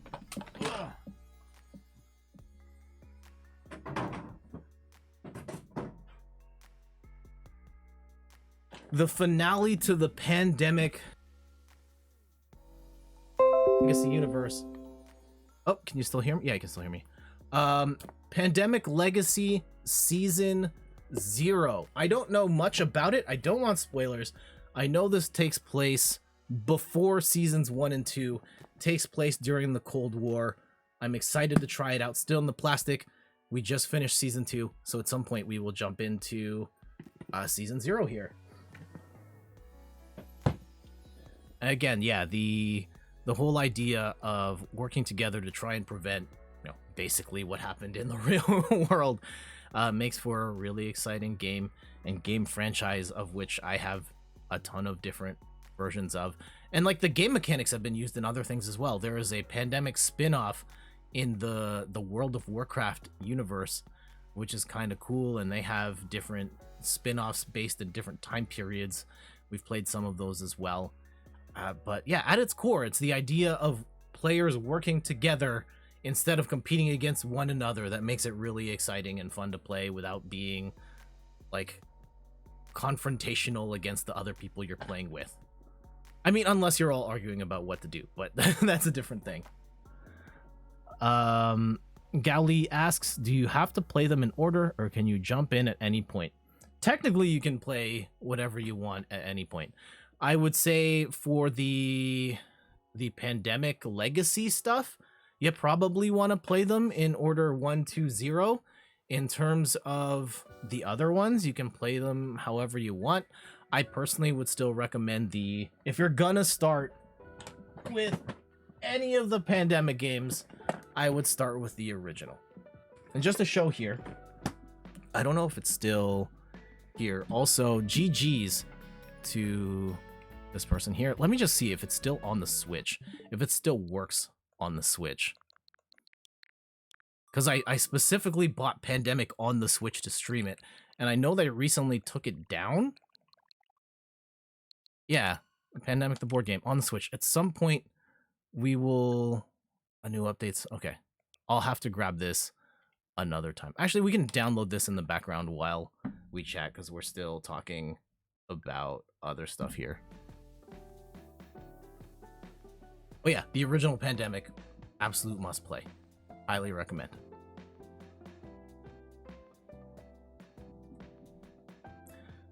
Download will pause if the software is still like 4. Okay. Any other questions about or comments about Pandemic, the Pandemic series, which one to play? There's so many different versions. There's an anniversary version of the original Pandemic that comes in like a metal emergency kit sort of box. There's actually a typo on the board though, which kind of sucks because it's a super premium version of the game. Yeah, Pandemic, it's such a phenomenal series, and one of the big reasons why I got really into board games, because of how fun and exciting these games are to play with friends. And I think just having a cooperative game, and thankfully there are lots of co-op games. If you're not interested in like competing with one another or playing against someone who like, oh, this person's just like way better at me at the game, like you can play something like this and work together instead. Okay.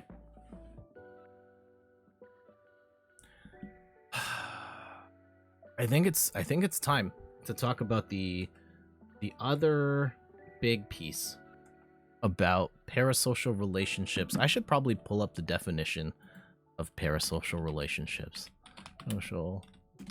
Relationship definition. Save the world using the power of friendship. Yeah, that's basically it. Kind of psychological experience by an audience in their forms of mass media, on television and online. Okay. Seek Reply, welcome. How you doing?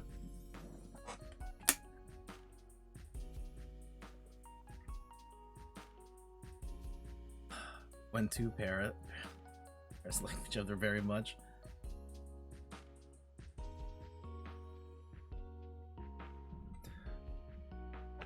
You love the doggo? So cute. Yeah, it's a very cute doggo. Okay. It's time. We'll settle in the hellos, and then we have to have some real talk. And let me zoom in on this here, so you can see it as well. Yeah, that's a good. No, we'll zoom out one more so I can keep scrolling down. Yeah. How's it going? We're doing all right. I haven't won yet, so that kind of sucks. But we've been having a good chat about board games and video games, and actually, we're about to get into another nerdy pursuit here. So we're actually following through on the tagline. Love to see it. I'm actually coming through on my word. I rarely ever cover all three at once, but today we have, or we will. We had a impromptu conversation where I was asking the chat to sell me on a video game, at which point I did a sales pitch for a couple of games, including the Hotel Dusk on the DS, Godfather on the Wii, and Sneak King on the Xbox 360, which then spawned a whole conversation about the Burger King trilogy of games. And then we're about to have a conversation about a troublesome Reddit thread that I saw relating to Twitch.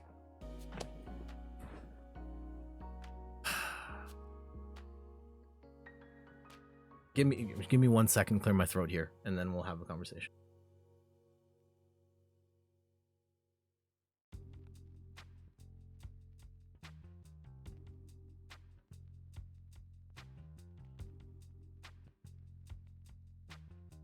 It has been quite the journey, and I'm about to take you for another ride here.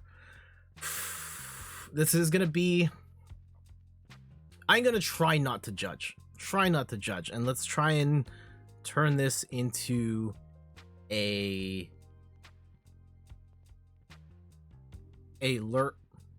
what's the term? Like a learning experience. Like let's learn from this. Let's grow from this.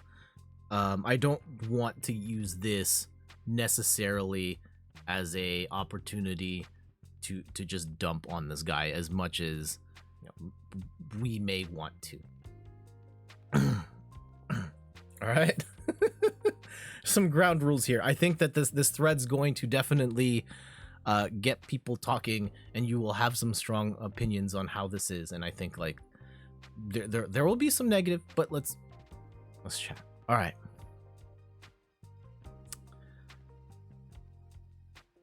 Yesterday, I was browsing through Reddit and I came across a very interesting thread. Now, I don't know if this is real or not, but regardless, I think there is an important conversation for us to have here about parasocial relationships, how we carry ourselves online, the types of interactions we have with one another as streamer and viewer, or if you are the streamer and you're viewing others or you're chatting with other people. Let's jump into the thread. Okay, this was posted yesterday, and the headline on Reddit relationship advice is, I need advice on gamer girl crush. I have massive crush on a girl Twitch streamer. I am 30 male and she is 19 female. She lives across the country from me. We play similar games and she has a really sexy personality. I am divorced with 2 kids and a dog. She was really emotionally supportive of me when I got fired from 2 different jobs. I have currently gifted almost 7,000 subs, 6,962, and 1,217,000 bits. I have also gifted $80,300 for in-game purchases and donations to her to spend on whatever she wants. In addition, I gave her my credit card, which she uses to buy herself clothes, groceries, beauty products, etc. I think I love her. I don't know how to tell her I like her. Do you think I have a chance with this girl, or if she would ever fly to meet me? Gowley immediately asks, is this real or bait? And look, I don't know for certain. I think there are a number of people that ask this question as well. I sincerely hope this is a joke. He does reply here. I hope this is a joke, a troll post. To which he replies, like, no, we talk off stream too. Because I sub tier 3 every month for 9 months. She is super sweet to me off stream. There was another message that in the other thread when he was on Twitch, and he mentioned that no, it's real, and she's helped. We chat off stream as well about life and stuff, and she's very nice off stream as well. So whether this is real or not, I think there is an interesting discussion to have here, because this is not necessarily out of the realm of possibility happening. I don't know if anyone remembers Twitch donor bankrupt. Also, Kate, thank you so much for the follow. Truly appreciated. Here we go. Like, it is not out of the realm of possibility that this is real. And I bring up this case here. Husband spends entire savings on Twitch streamers and is now flat broke. This particular person donated over $38,000 to an assortment of streamers because they really liked feeling like they were part of the community and getting the thank you from the streamer. And there was no romantic connotations behind these donations. He just liked these streamers and wanted to support them and then get the kudos from the streamer and the community. The whole romantic side adds a whole other level to this, that while this might be a troll, it is not out of the realm of possibility for someone to be in this deep. Over this person, presumably, assuming this is real, is in like 6 figures invested into this person. And like, there's a comment here. Unfortunately, the thread got deleted on Twitch. Actually, did I take a screen? I might have taken a screenshot on my Discord to some of the comments here. Oh yeah, this is what he said on Twitch when someone asked if this was a troll. Oh no, that's not it. Okay, regardless, like, let's start with the facts here. He's divorced with 2 kids. First off, I'm sorry to hear that, and I'm sorry things did not work out in your previous marriage. And a lot of people come to Twitch because it is a place to get that sort of human connection with other people. The pandemic, a lot of people are here because we were isolated, and whether you started streaming or you're just here as a viewer, just wanted to connect with other people. And this is a great place to do that in a certain way, whether you're doing that as a streamer, as a viewer. But it's very important to understand that there is, I think, the concept of parasocial interaction. I've got the Wikipedia here. Parasocial interaction refers to a kind of psychological relationship experienced by an audience in their mediated encounters with performers in the mass media, particularly television and online.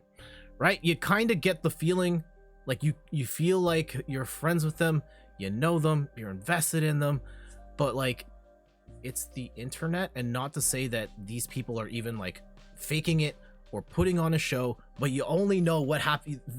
All you know of me is like what I put out here in this box, and there's stuff outside there that you don't know, that we don't connect on. And I think it's very easy for people to get overly invested on people in a way that's not healthy. And it can come out in different ways. It can be, I think, maybe trying to slide in someone's DMs. It could be donating way too much money. It could be maybe being overly possessive of a particular person that you don't really know. And I think it can be really dangerous for everybody involved, for this particular user here, for the streamer. And I think we need to be mindful of how we behave online and the types of emotional attachments we create with other people, because it can be unhealthy, it can be dangerous, it could be straining on us mentally, emotionally, financially. Holy cow, if this person really is 6 figures in the hole, that's rough.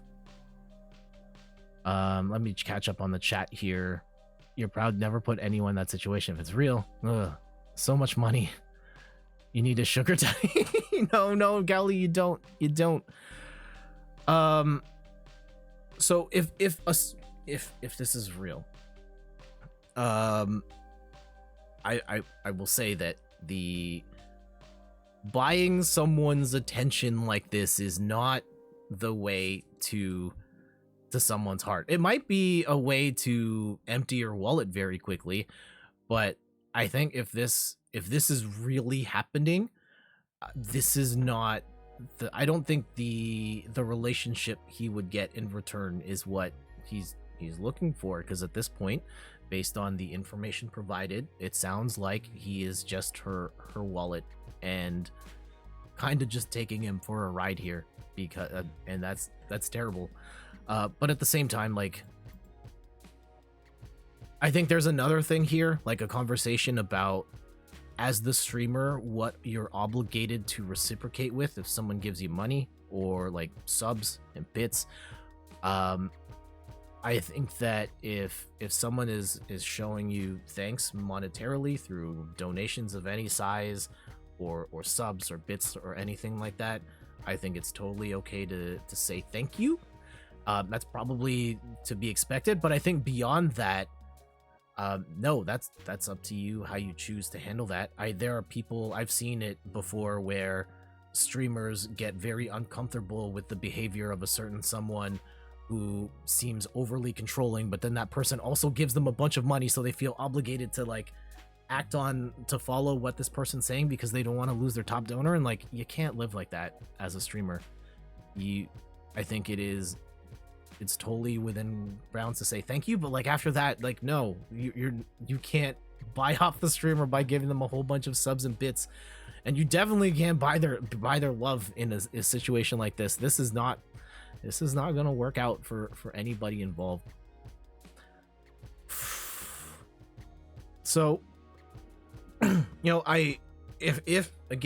this is real, I feel bad that he feels lonely, and this is kind of his way to try and reconnect, potentially romantically with someone. I don't see this working out well, and if this is fake, I think there are still lessons to be learned here in terms of maybe not putting in so much money into a person that we don't really know. We only know if you're watching someone on the screen or watching like me on stream, like what's here and what happens in this space, and that's it. And maybe I'm not worth the 100k as much as maybe I would like to get that much. No, don't do it. Yeah, be careful. Be careful with your emotions and who you get invested with, and understand that like the people on the stream, the people you're chatting with, you only know so much, and just keep your guard up and make sure you're not putting yourself in a situation where you will be compromised emotionally, financially, and so on. And as a streamer, be careful for, in scenarios like this, it might seem great to get a bunch of money, but if you are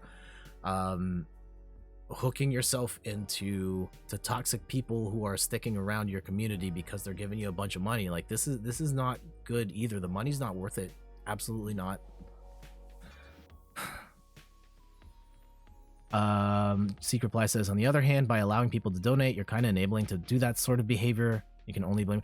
I don't think you should just say like, no, you're not allowed to donate. I think that you have to set guidelines and ground rules for what donations entail. Like you are not obligated to give someone like inherently more of your attention. Like if someone were to say, I'm here, like player 2 star was saying $1,000 and I open sneaking, like, no, even if he had just donated, if he just donated $1,000 to Extra Life right now, I still don't want to open this copy of Sneaking, and I don't think it is. It's still within my rights to be like, yeah, no, this is my show. This is my stuff. I'm controlling this, and it doesn't matter how much money you throw at me. And I think there are scenarios where if people are expecting too much of you and, you know, using money as a means to try and control you in any way, shape, or form, you gotta let them go. You gotta ban them. It's bad for everybody involved if they're using their money to try and sway the way that you control your life as a streamer. JF Raptor says, have a good rest of your stream. Gotta head out. Okay. Thank you, JF Raptor. Take care. So whether this is real or not, I think it's important to keep in mind that the parasocial interactions here are not quite the same as those that are ones that you forge with real people in real life or in more personal settings. And not to say that they can't grow to be that. There are people that I've met online that I have met IRL. The craziest one was I met someone through WordPress. Shout outs to Jason, and we started a podcast together. And then it happened to turn out that we were both in Vegas in the same weekend, and we met IRL, and we had chicken and waffles at a hotel. It was great. And we've been friends ever since. And there's other people I've met in real life as well. And you really have to be careful, though, on who you connect with. Chatter says, people have a hard time setting boundaries when money is involved. Extremely important in parasocial relationships, especially since you only know that person on a surface level. A slice of cake. First off, welcome to the stream, and thank you for that point. And it's absolutely a valid point. Got to set boundaries here and understand that parasocial relationships, it's not this. I don't want to say it's not a relationship, but it is not the same as a traditional relationship with another person. Came from a website, by the way. What a great resource. Oh, thank you for checking out the website. Much appreciated. In case anyone's wondering, oh, the tag's not going to show up because it's a white bat. inthirdperson.com. Personal look at video games, board games, and other nerdy pursuits. Thank high fives there for the plug. But yeah, I don't think there's anything else I want to add to that, and just say that, yeah, parasocial relationships, please keep in mind that they're not real. Be careful, keep your guard up, watch your wallet in particular, and no amount of money is, yeah, don't try and buy people's love and attention as well. On Twitch or anywhere in real life, that is a recipe for disaster any way you slice it. All right, how about some Tetris? Oh, I really hope that's not real. I really hope it's not real, but it's, again, not out of the realm of possibility that it is. Okay, let's get this countdown going. Kate, how's your day going, by the way?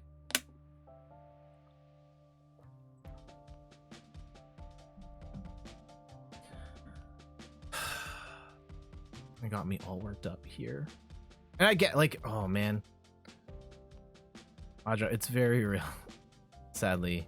And I get it, like, the parasocial relationship phenomenon, like, I've been, and not to say like romantically or anything, no, absolutely no, I'm happily married. No plans on that, but I've definitely like made friends or have felt that feeling of feeling like I knew the streamer, was close to the streamer, maybe closer than I actually knew. And it's very easy to fall in that trap. You enjoy their show, you enjoy their work, and you feel like a little more, maybe more than you actually are. And I think that it is important to recognize when maybe you're going in a little too deep.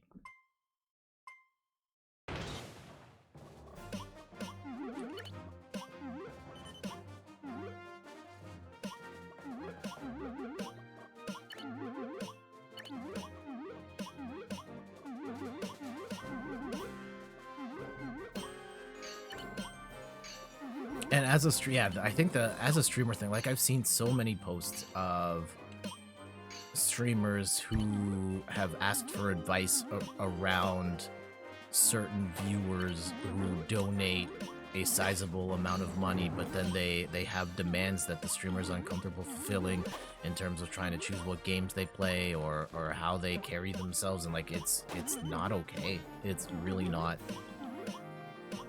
But then because they are they are so insecure about losing viewers or losing that source of income, however small or large it may be, like that it sways them in a certain way to, you know, maybe keep people around that shouldn't be around.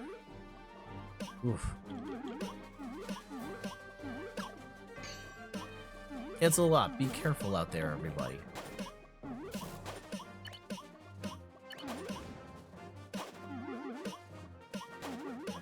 Okay, Tetris time. Set up that T-spin here. Love to see it. Playing with my food here a little bit by... Oh, jeez. Oh, no. Why did I... Yeah, of course I said playing with my food a little bit, and then I completely messed it up. Okay, well, at least we can just throw those down the well. That's fine. Hey, hit that KO. Love to see that.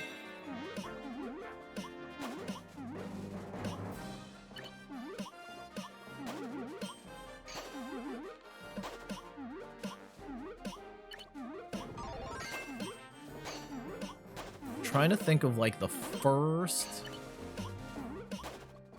like some of my earliest online interactions. I remember as a kid in the 90s, I signed up for a site that had that allowed kids to connect with other kids.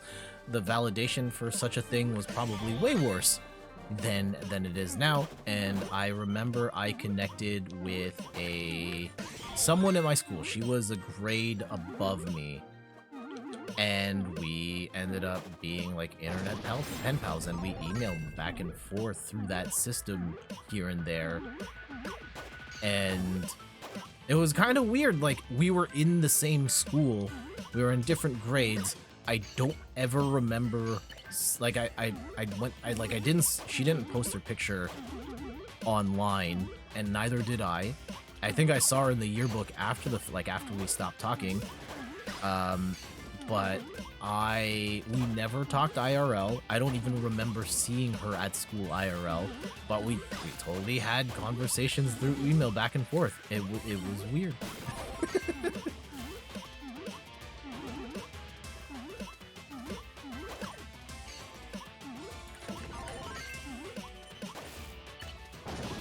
And I think more and more people are turning to online and are more open to, I think, yeah, in the early days, in like the 90s, it was just like all internet people are bad. And now we're at a point where we are connecting with random people on the internet all the time. And there can be some very good things that come from that, and sometimes very bad things too.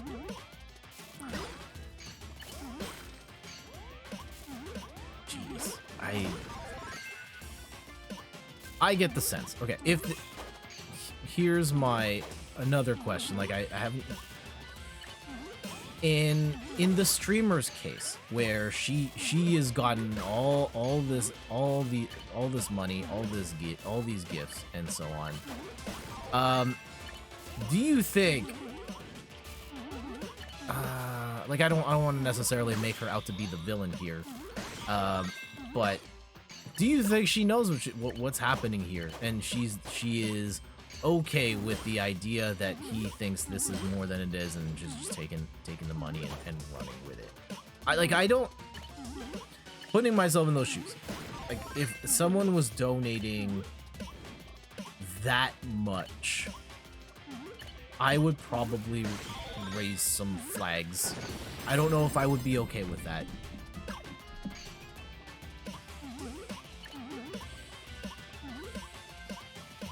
And the fact that, assuming this is a real story, that she has let it get to the point where she has, like, access to, like, 6 figures. Oh, man. And I can totally see this being real. Like, has anyone here watched Catfish and seen the stories of, or the Tinder swindler more recently, and just there are people who, oh no, oh, controller failed me on that. I'm blaming the Pro Controller on that one. The how vulnerable people can be when they feel like they're lacking human connection, romantic connection, and how much they'll invest to to presumably stay in that realm, right? The Tinder swindler conned hundreds of women into coughing up combined millions of dollars. It's insane, and it happens, and there stories like this happen all the time. And she might not even be intentionally, like, she may not have gone on Twitch specifically to swindle guys like that. This just might have happened and she's just along for the ride. I don't know.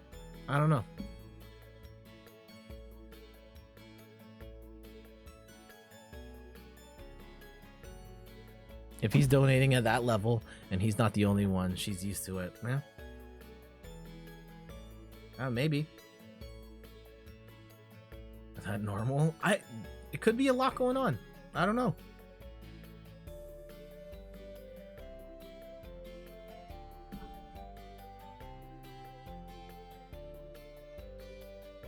Again, I don't want to make assumptions here, and we have to take all of this with a grain of salt. It may be real, it may be fake, and we will consider both potential avenues, but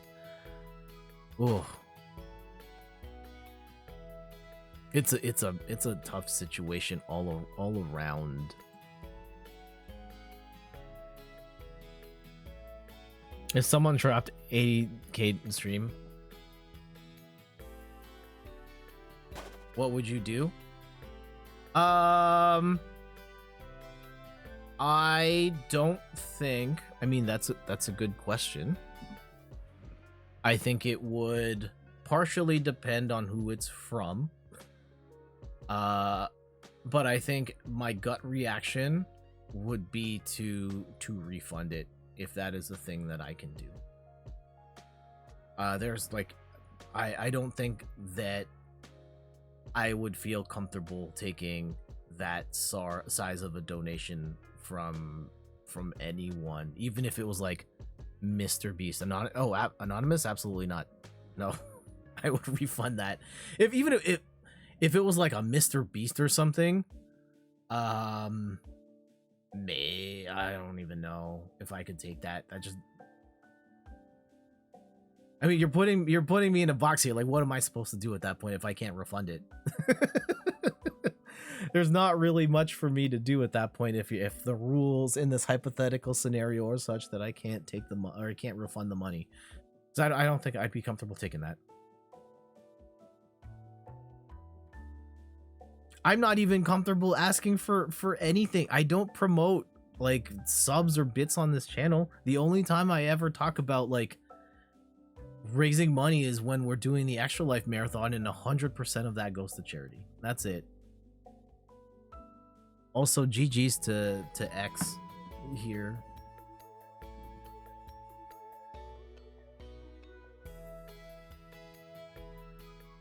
If I were to become, I don't necessarily.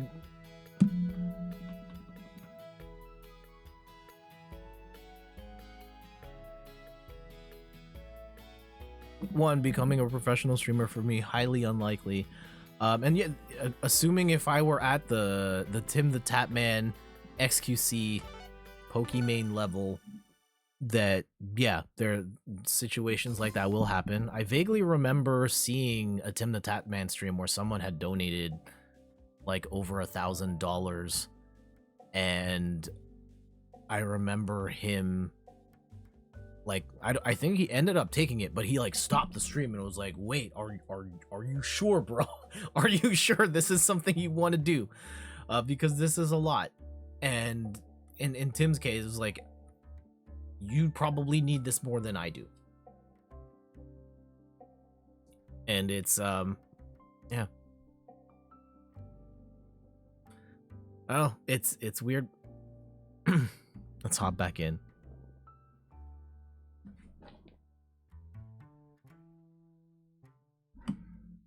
Revenue comes from stuff like that, but remaining humble, recognize that it's not normal. I mean, I don't know if it comes from stuff like from a handful of people donating like a ton of money. It's probably like accumulation of a bunch of people donating, incremental amounts. But there are people who've donated a lot, and there's something to be said. you know, you might end up in a situation where someone's donated an uncomfortably large amount. Yeah.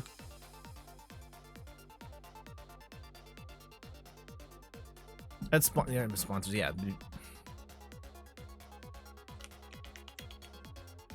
There is that too.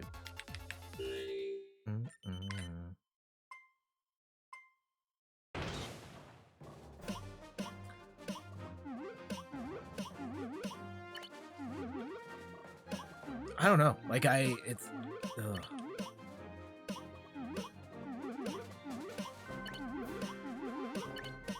Yeah, looking at the breakdown of subs, I think there's a site called Twitch Tracker, which I really like, and for certain people where you can see the subs, and you can see what the split is between, like, Tier 1, Tier 2, Tier 3, almost entirely Tier 1, and for a lot of people, the largest denomination of subs is Twitch Prime, so they're not even spending the money, it's free, and it's just Jeff Bezos giving you a check. But yeah, there will be a handful of people that may want to give you lots of money, and then you have to figure out what to do with that.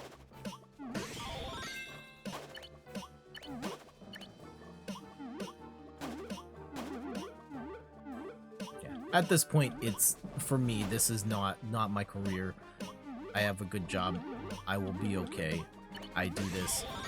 I put a lot of work into this, and I try to be the best streamer and content creator I can be across Twitch, YouTube, the blog, and so on. But this is not my career, and I need to keep that in mind with how much effort I put into this, how much time I put into this, how much money I put into this. And I think, yeah, being mindful of, yeah, if someone donated that, and you've never seen a Tim the Tatman stream? He plays Call of Duty mostly, and I'm not a fan of Call of Duty. But from the bits I have seen, I really like him. I think he seems like he gives the vibe of, like, if I'm playing, like, in a squad game, I want Tim on my squad because he's really great at conversation, and he's kind of funny, and I think the best parts of his streams are the just chatting bits, because I think he, like, one of the things watching him is, like, he can command a stream, no game at all, and just talk.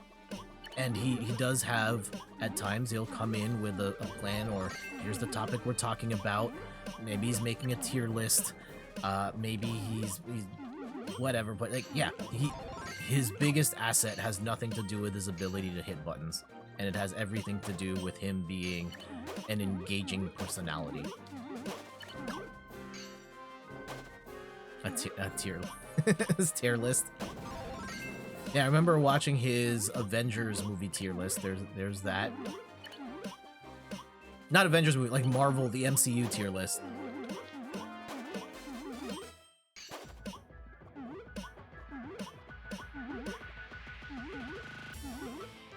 Yeah, Tim's cool.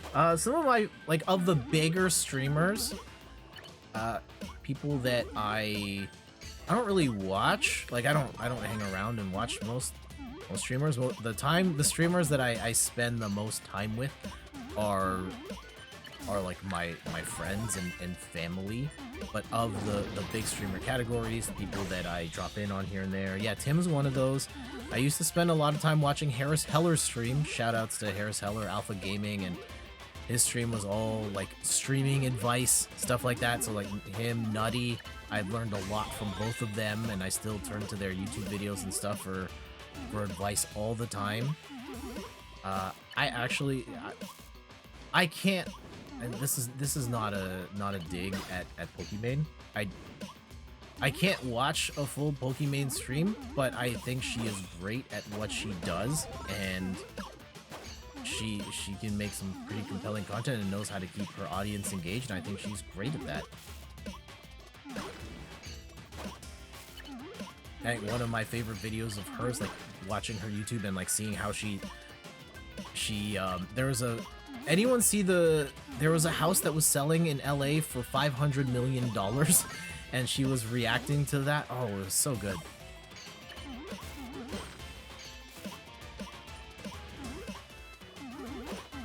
Yeah, this $500 million home, absolutely insane.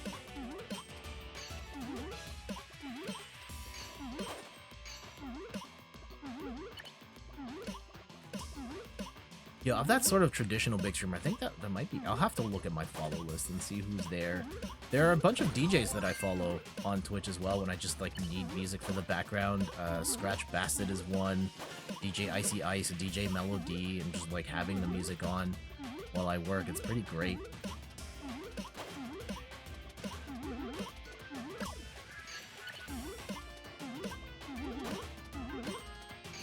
Okay.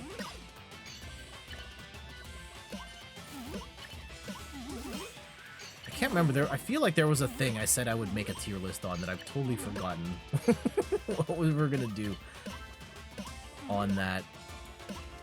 At some point, I have to do my rankings of favorite. I think my favorite starter Pokemon was one that we got to get around to at some point. There's some other ideas I had as well that I've totally blanked on. All right. Oh, other big streamers whose works I admire. Code Miko is absolutely insane. What she did for VTubing, like whole other level.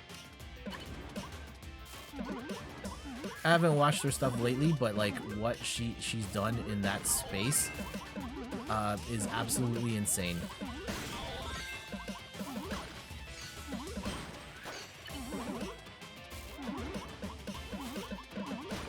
Just taking that art form of VTubing to like a whole other level. Actually, here, question for the group. Do you enjoy watching VTuber streams or consume VTuber content where it's like the digital avatar on the screen and they're talking? Do you enjoy watching streamers in that style? Yes or no? We got bopped again. Hate to see it.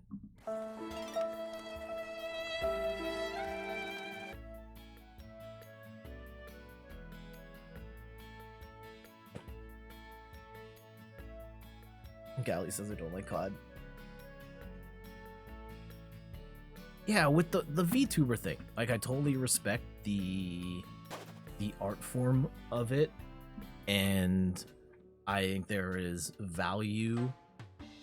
I one of the things I always stress about streaming, like there is a value in being able to put a face to a voice, and even if you are not using your actual face, I think that people need a face to connect with, and if it's not your real face, which I still think is the best and the most strongest way to build that connection with an audience is using your real face, an avatar can work too.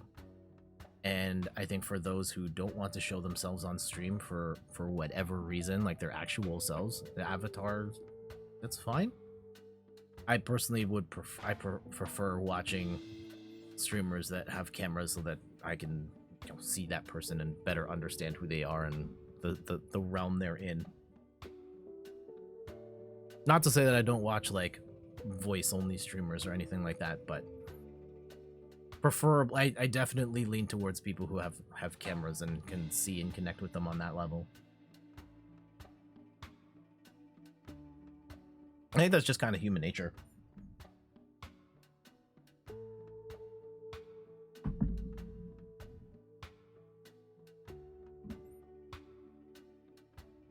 Go and while we wrap up here, not wrapping up the stream. I was just saying wrapping up that talking point. What other stuff is happening on Wednesday? We're going to be streaming Kirby and the Forgotten Land. Still digging this game. Shout outs to oh, TJ's in here. GG's came in 5th. Shout outs to my cousin's son Kai, who started watching the Kirby streams. Apparently he really likes the streams and is really excited to get this game someday. We'll be streaming on Wednesday, and then on Sunday we're gonna be playing some Pokemon TCG. I'm always excited for Pokemon TCG streams because one, that's like my main game. Two, we're gonna go way ahead. We're gonna be previewing a product that isn't gonna be out yet for at least 2 months. We're going to do a profile. Oh no!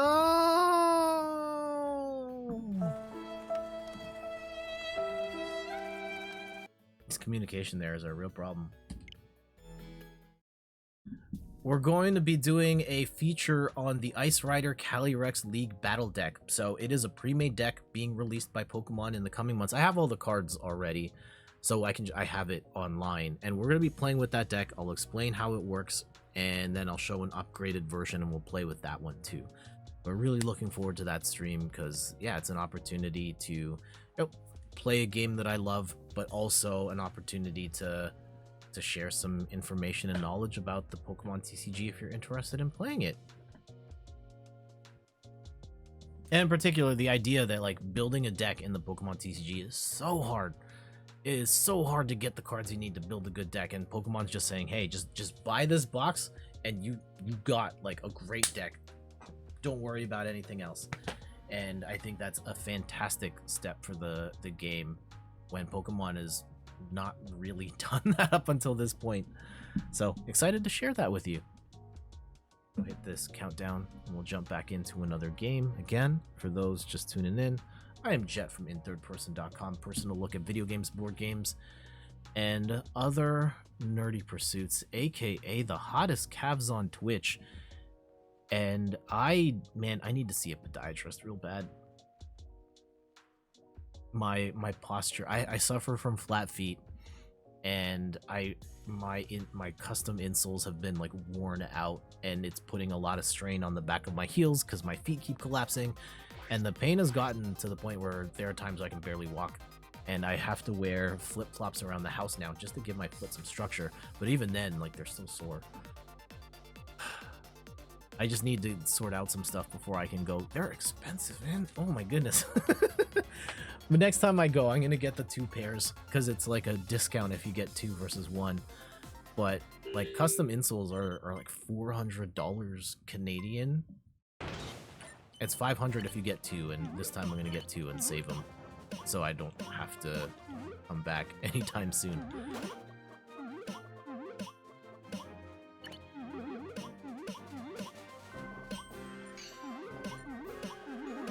Gift and the curse. You have flat feet, you end up developing hot calves, but then also your calves are muscular and sore all the time because you're literally exercising your calves non-stop when you walk because you have bad posture in your feet. Ugh.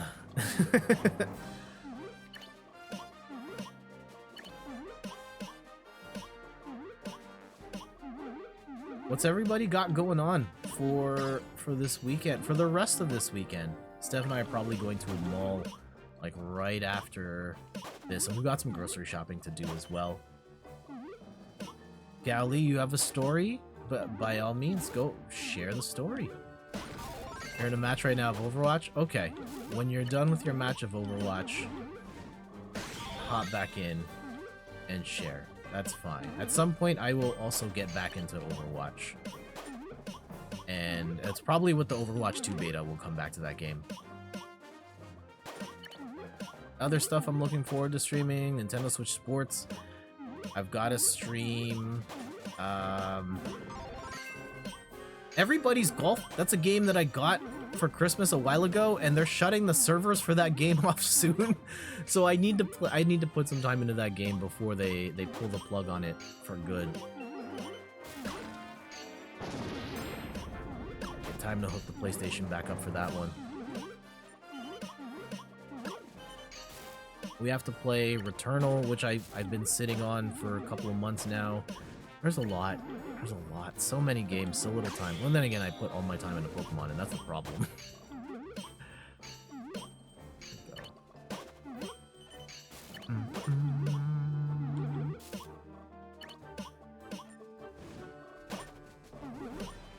Okay.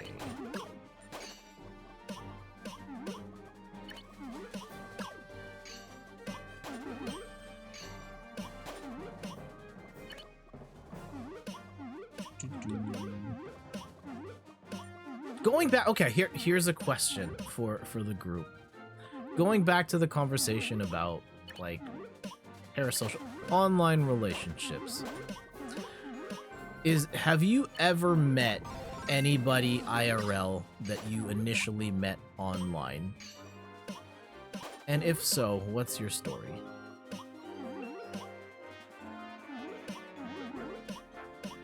It's happened to me a couple of times, and I think, yeah, the first one was with Jason from Downstab. Shoutouts to Jason. And when I started my blog over a decade ago, he was one of the first people to regularly comment on my stuff, and then I followed his blog and we commented back and forth, and we both had a passion for games and liked similar stuff. And when I started writing for another publication, Splitkick, and they offered me to host a podcast, I don't really know anybody IRL who's also into games in the same way that I am.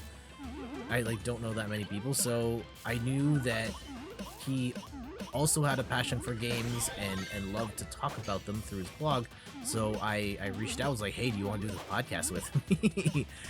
And he said yes, and we podcasted together for a couple of years, and I ended up being in Vegas for a bachelor party, and he was in Vegas because he was hanging out with friends. He happened to live closer by, and we met at I think it was the Aria Hotel in Vegas, and we had chicken and waffles. I had never had chicken and waffles up until that point, and he and his partner Laura introduced me to that, on top of me, on top of meeting them IRL. So that was cool.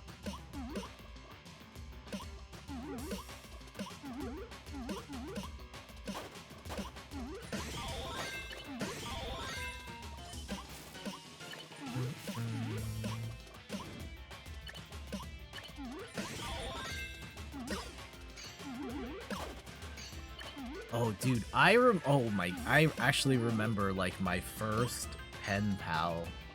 This was grade 2. Okay, this was grade 2. And our school, like, our class had pen pals with another, like, same grade, different school.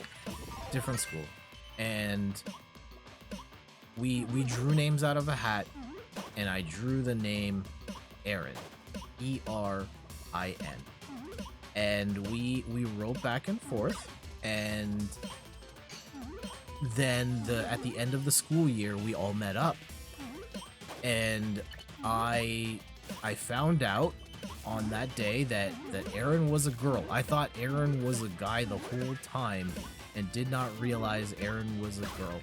And I did not know how to comprehend that at the time. I was very shy, and even though we'd been writing back and forth, and I mean, like, it's like 9-year-olds writing back and forth to each other, so there wasn't really, like, much in the way of in-depth conversation or anything like that in those letters, but I didn't know how to, all of a sudden, like, my brain broke, and I didn't know what to do with that. And then our classes had met at a park, and we said hi and then didn't talk to each other the rest of the time. Oh my goodness. Also, this is really bad. I don't think we're escaping this one this time, but we'll try. We'll give it the honest try here, and we're hanging around maybe a little longer than initially thought. Oh, hold on, wait. No, I think we're done. We tried. We hung around. Oh, hold on. Wait, how am I? We're still alive. Hold on. Okay, here, there. And oh my goodness, what? Okay, we're fine. I gave up on myself like 20 times there.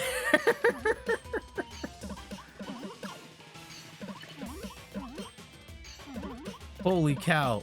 Oh, good save. Thank you. Okay, let's hang on. Let's try and get our first dub of the day. Most of the time we can get at least one during a Tetris stream. Hasn't happened yet, but we still got time. And maybe this is the one. I don't know.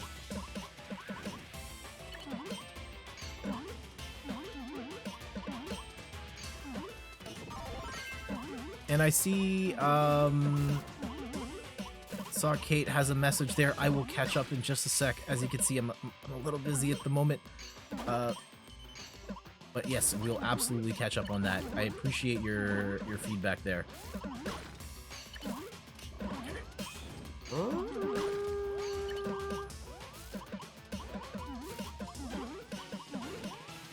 No, I think this is it. We had a good run. We had a good run. That was a pretty good save.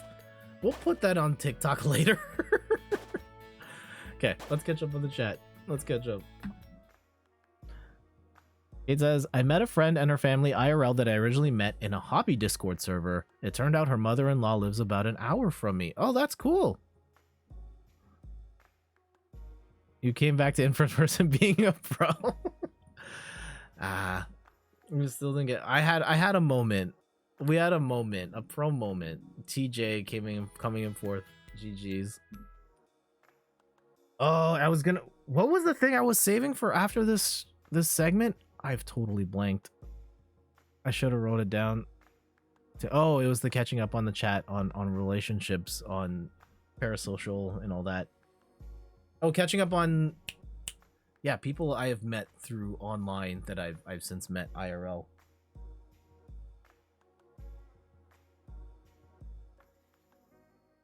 I have met, and I've talked about it a bunch of times. I met Megan Plays Games on a Discord about streaming, and we chatted, and then she hung out on the stream here, and a bunch of you know her from her other stream. From being on other streams and her sister stream, and then last year we had lunch in the city because we're in the same province, and it was cool meeting her and her sis. And yeah, player 2 start. He and I have met and hung out here and there. He's my brother. Definitely have to have my guard up with player 2 start.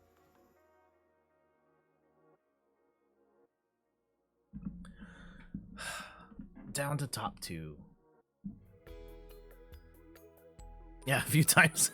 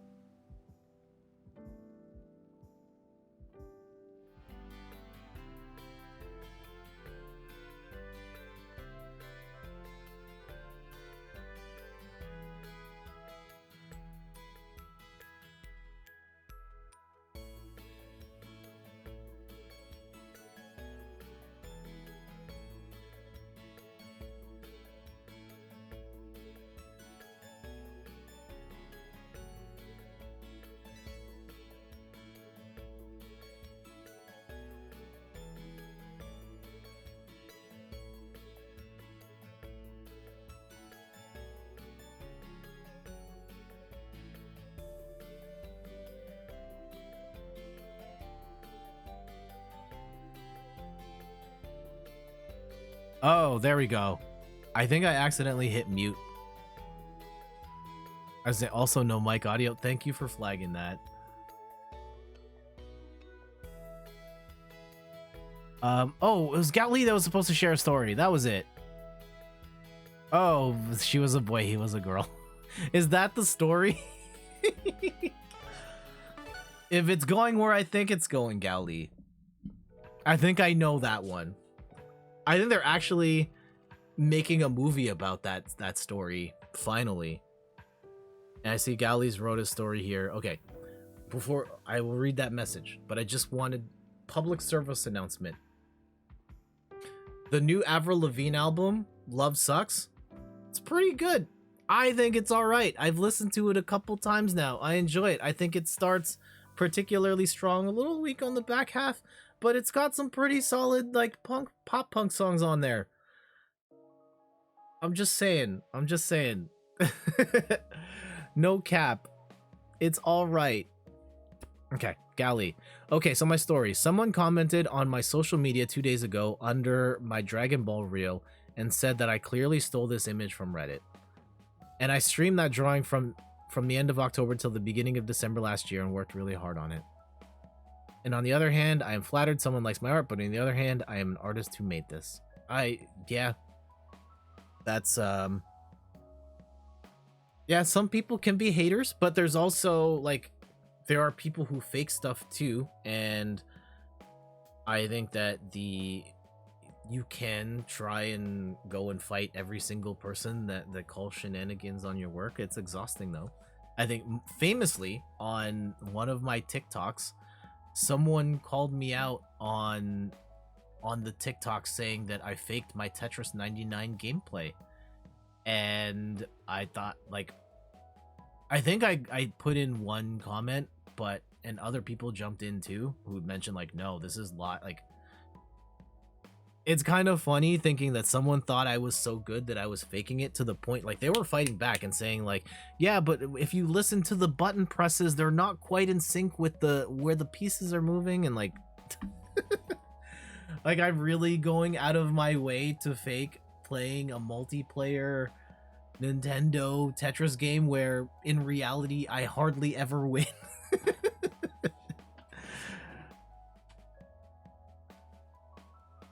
So yeah, how did you handle that, Gally? Did you, like, show the receipts? Did you reply in the comments? Do you let it go? I mean, I am definitely not the GOAT at Tetris 99. Most of the time, I'm not even the best person playing the game here in this lobby, and y'all know that. Whether it's Zaya, or an Arjun, or a TJ, there are people who've played here, like No Easy Kills, who's been crushing it on his Tetris stream. He's come by here a couple times. I'm rarely ever the best player here, and I'm okay with that. You wrote them, not sure if they're joking. I stream myself doing the art, asked if they could send me the link. Reddit post of whoever took my art. Yeah. Some people just want to start stuff. I think it's how you deal with feedback, both good and bad. It's hard because, like, I think the negative feedback in particular, like, we as humans are way more likely to remember the bad feedback over the good. Like, I still am mad about comments people left on my YouTube video years ago. Like, I don't remember any of my TikTok comments except the one guy who called me a fraud. And I've been fortunate enough, I've gotten a bunch of comments on my TikTok videos, but I only remember the one bad one.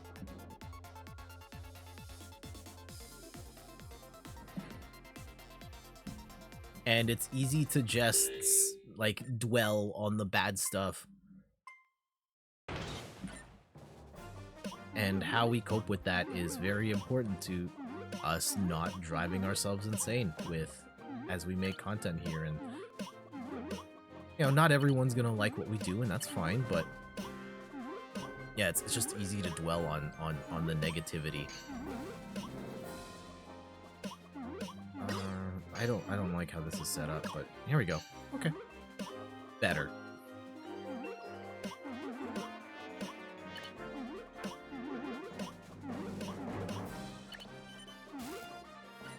And I get it. Why? Oh man, am I gonna out my?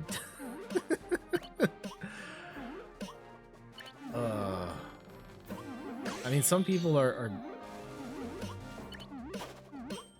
Okay, I'm not gonna do that, but yeah. What's your take on the channel views being removed from the stream dashboard page? I don't mind it because what does that number even mean? It didn't actually count views. It just counted, like, page views on desktop, and you probably saw the number that was on my channel. It's like 400,000 something. Like, no, 400,000 people have not come to this channel, and I didn't inflate the number intentionally in any way, shape, or form. I have my theories on why it got so high. I know it's not from 500,000 people watching this stream though. So I thought the number was kind of useless anyway. It's not a big deal that it's going away. From as a streamer, I don't think that number has any value to your, you know, using that as a measuring stick for success.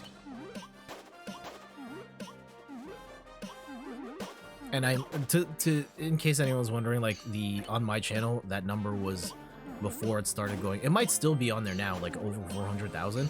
I'm almost certain it's because the Twitch, like my Twitch is embedded on my blog.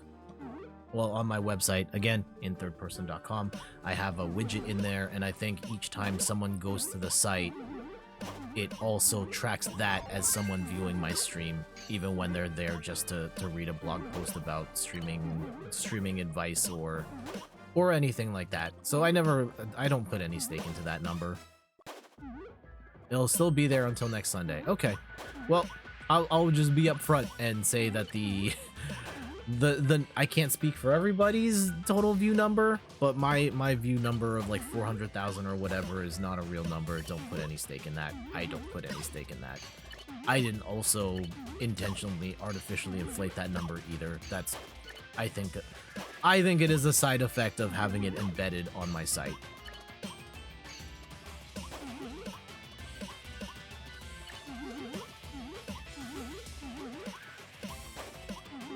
I like, even if that number worked exactly as intended and it truly counted views, does it really matter to anyone how many total views a streamer has generated in their time streaming? I personally don't think so. Like, if you are sure, maybe because that could be weighted in a particular way. Like, maybe you were a hot streamer 5 years ago and now you only average 4 concurrent views per stream. Like, what value does the total number mean anyhow?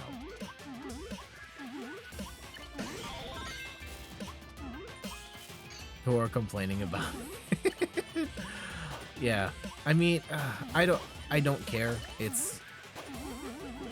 It's a vanity number at best, and I think in the grand scheme of things it's pointless and was never a true measure of a streamer's value.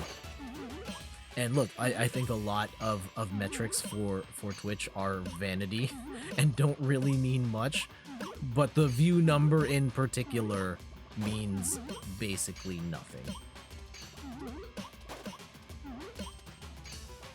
The number of follows is more important to it. Like, I don't think that's necessarily an important number either. Number of subs, probably more important because there are financial ramifications to that number, but like, that doesn't necessarily indicate your value or your success as a streamer either. Well, monetarily, sure, but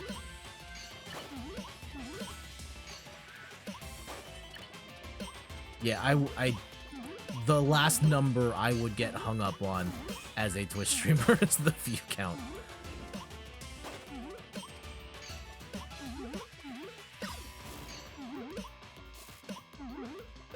Like, even follows, like, I know there are people who have thousands of follows, but then they average, you know, less than 5 concurrent viewers a stream. Does 6,000 follows matter if no one is tuning into the stream?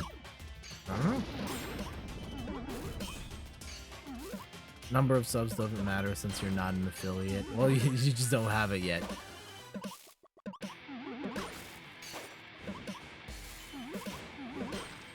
And number of subs, I mean, it can matter to a certain extent. Like, if this is your career, then yeah, it probably matters, because it may depend on you being able to pay your bills or not, but like, I think for most people this isn't their livelihood. Also, we're doing pretty good, but we're getting bombed here at the end. Uh-oh.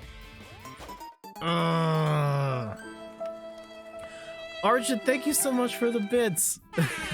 Truly appreciate it. Again, I wasn't trying to bait for money there, but yeah, I appreciate the support, my dude. Viewer count, like the concurrent viewer count, is generally a better metric than follower count. Like how many people are here right now or here per stream.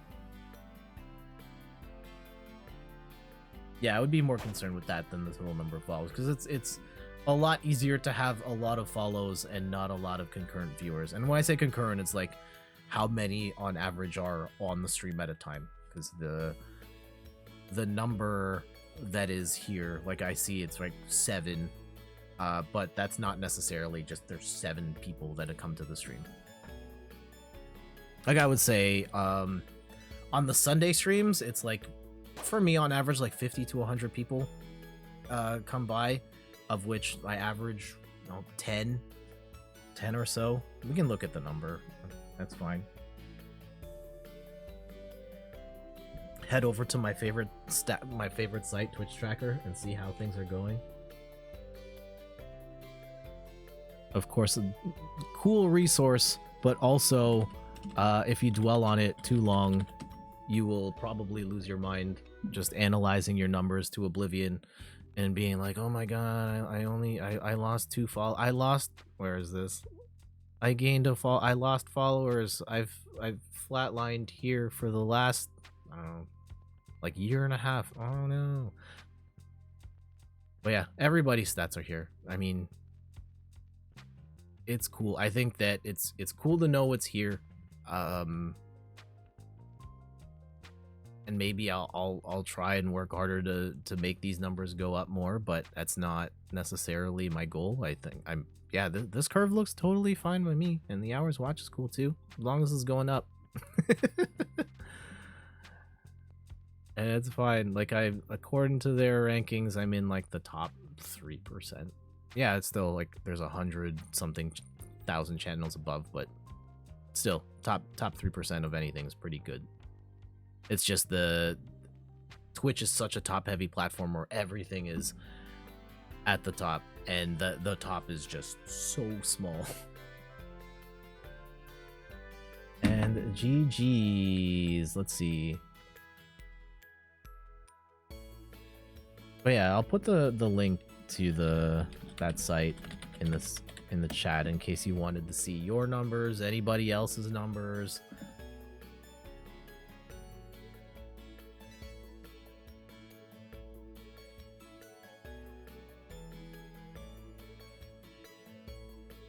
I think the thing for me and how I use it, I don't see any names here. I use it in the sense of like, well, generally like how it's performing, but I think it's important, like for me it's like if I do this level of work, it will generally speaking output this result of like I do the stream, I stream this many times, I have this particular tech, I talk about these specific things, and it generates this result. And then it's like, how do I, assuming I want this number to go up, what do I do here to make this go up? That's how I would look at it. And then you make a change, and then you see how the numbers are adjusting, and then you keep going from there.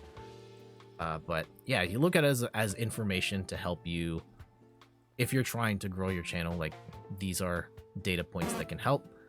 But Argent, oh man, Argent fire emptying the clip. So chill. If you go too fast, it'll eat some of your points. So I'm gonna give you back like at least 2 of those.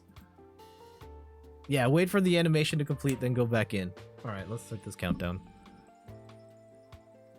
Yeah, so I think 2 of those didn't work. Here, I'll give Arjun 1 more. 1 more back.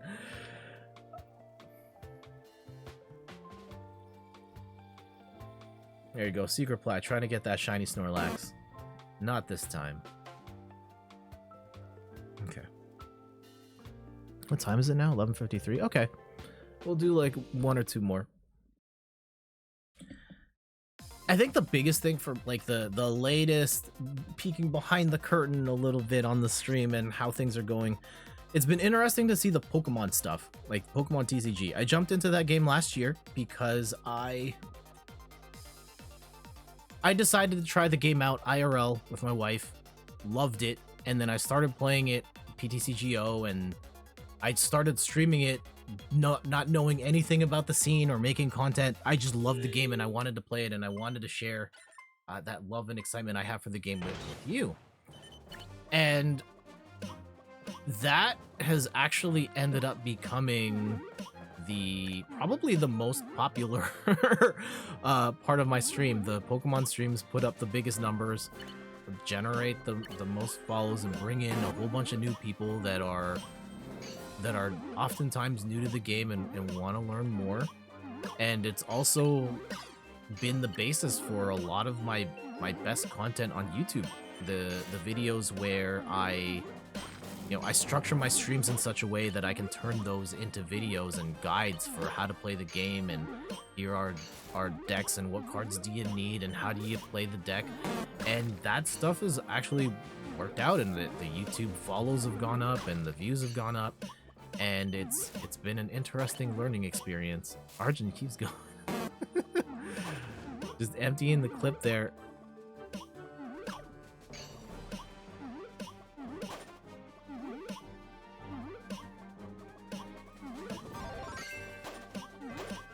And yeah, I think that's something I'm going to continue experimenting with, and it helps that I love playing the game, and I'm going to continue to try and make the best content I can with that. But yeah, that's kind of how I use the information, is that if you do a thing, look at the information, the data after a couple of months, see how it's working, and then figure out what changes you can make to make the numbers go up.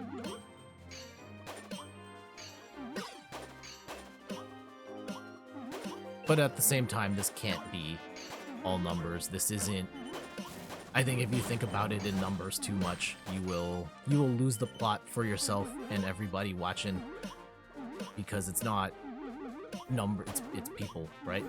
People are here, and it has nothing to do with wanting the numbers to go up. They're here because they want to be with you and the content you're making and how you provide value to the world through whatever you're doing. And it's not just about like, if I put, mix X and Y and it's going to generate Z, like, oh, no, it's not that. And then, like, for me, I have not focused my content down to, I just do Tetris, I just do Pokemon. And I'd probably be farther along if I did focus on one of those, focus on a lane, pick a lane and just run that as far as I can go. And I haven't done that because that's just not fulfilling for me. I don't want to be just the Tetris channel or just the Pokemon channel or fighting game channel or even just the Nintendo channel, even though most of what we stream here is Nintendo related. I think for my own well-being and happiness, I want this to be a platform where I can kind of play whatever I want, and that is more important to me than making the numbers go up.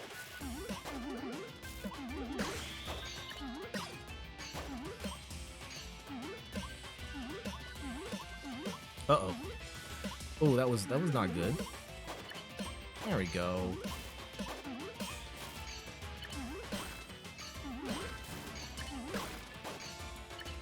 Does anyone here have ambitions of being a full-time Twitch streamer? By chance? Yeah, no? It's kind of interesting, like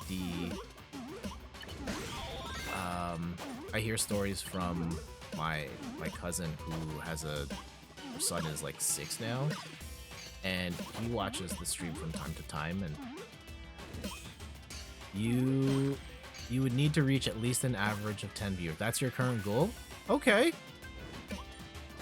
That's a good goal to have. So we can workshop this. Like, think about where you are right now.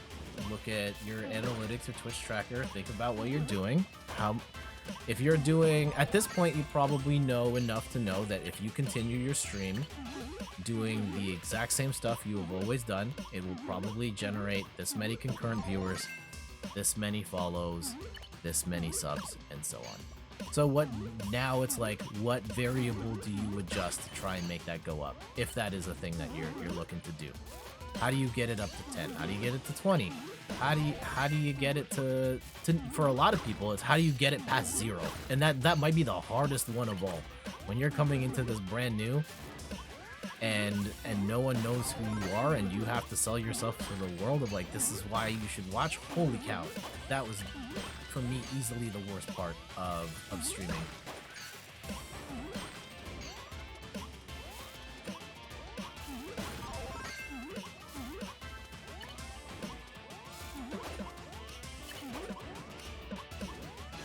Uh-oh. Yeah, we're dead. We're so dead.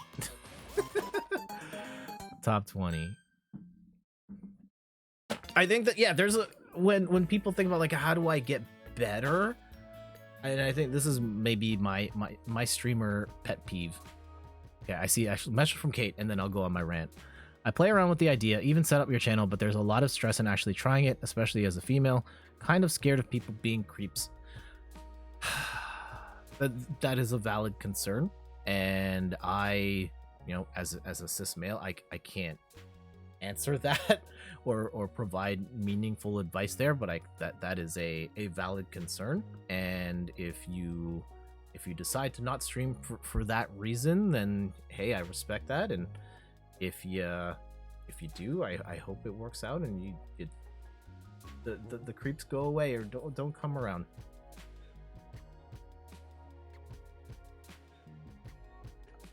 And yeah, for a lot of people, that's stress too. Of like, I am scared to start is a big one too. Yeah, you still need to figure out how to get a steady 10 viewers. I think my one tidbit here, and I'm not a pro streamer. Come on now, but I think that we as streamers have to take ownership of our success or lack thereof. And I think the most powerful thing I did was to accept that everything that has happened for in third person on Twitch is on me.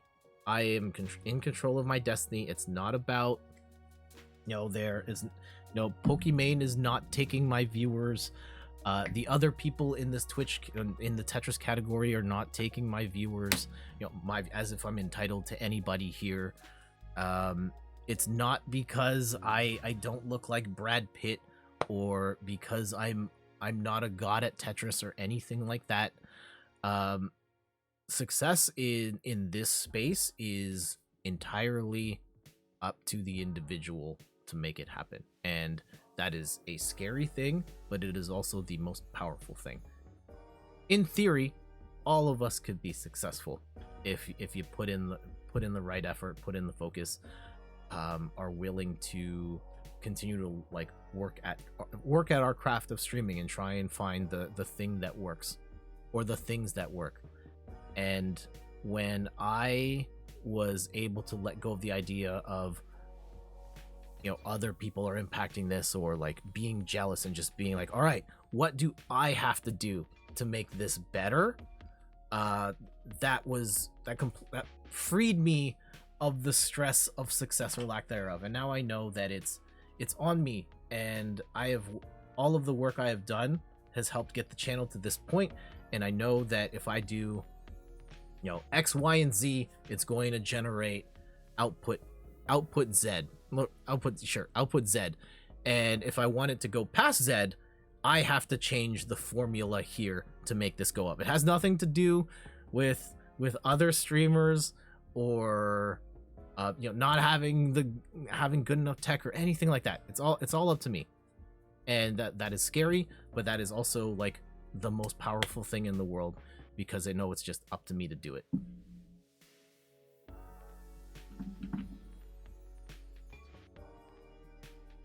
Redirecting his views to Tim's tab. Tim's great.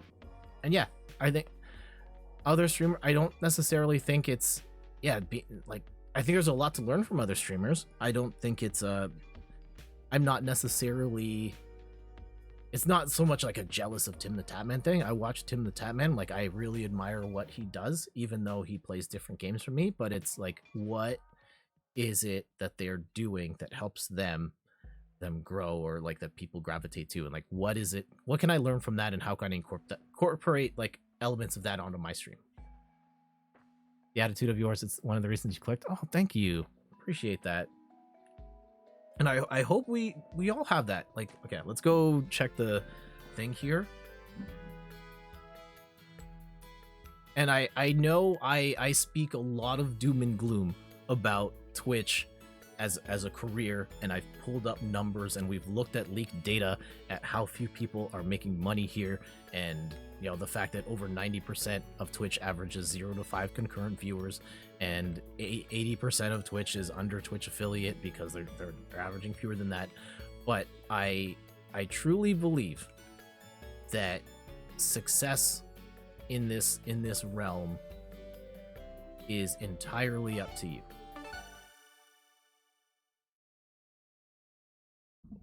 You are in control of your destiny. It's easy to go the wrong way and just stream for a billion hours and not get anywhere. But if you put in the effort, and you put in the research, and you're trying to hone your craft, you will at least feel better that you're doing the right things and taking the right steps, and you know, heading in that direction. Again, I've talked about this for years. Like, when I started doing this on YouTube, then I jumped to Facebook, then I jumped to Twitch. Nobody watched the stream. Like, I didn't get a single message. Oh, okay, that's not true. I got one message in my chat for a year, and it was someone talking, like, it was an incredibly racist message, and I banned them right away. And that was it for a year. Otherwise, I was just streaming to a black hole, and it was awful. One of the most demoralizing feelings I've ever had in the world. And I think, yeah, being able to be accountable for my actions and my stream and the quality of the stream, and being able to see, like, dude, your stream sucks, bro. And being able to see, like, okay, this is what's out here. This is what people want to see. What can I do to make this better? And that has helped. It's helped the stream make better, and it's helped me be at peace with where this is at, because I know that if I put in this work, it will get to this point, and you know, the numbers will be a certain thing, but like, more importantly, there are a number of people who enjoy this stream and enjoy my work and find value in it, and like, that part's awesome. The fact that there are people that look forward to coming out here, hanging out. A lot of people don't even, I know that the Pokemon streams in particular are kind of weird, because there's a number of people that have zero interest in playing the game, but they love hanging out with me, and and they find value in that, and that's awesome. As in your chat when you were on YouTube that one time, I think Randy was there too. Yeah.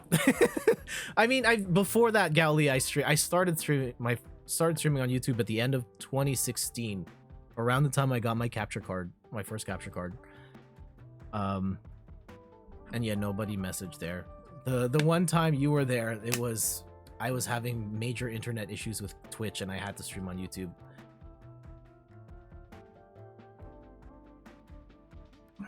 We'll do a couple more, and then we'll roll out.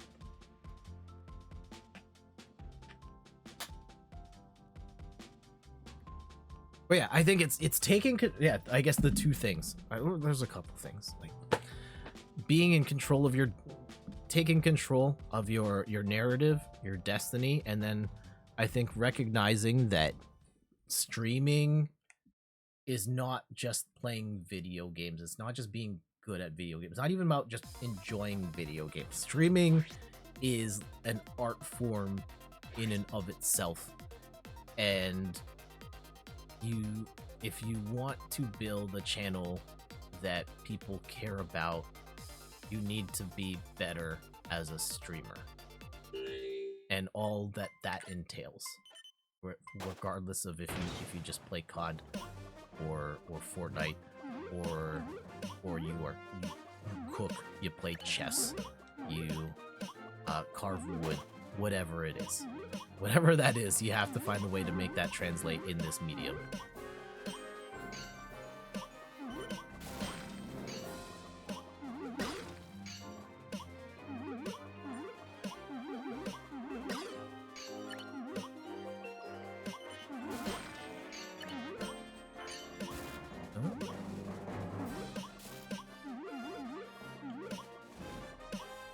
Yeah, Gally mentioning how do you get to 10? You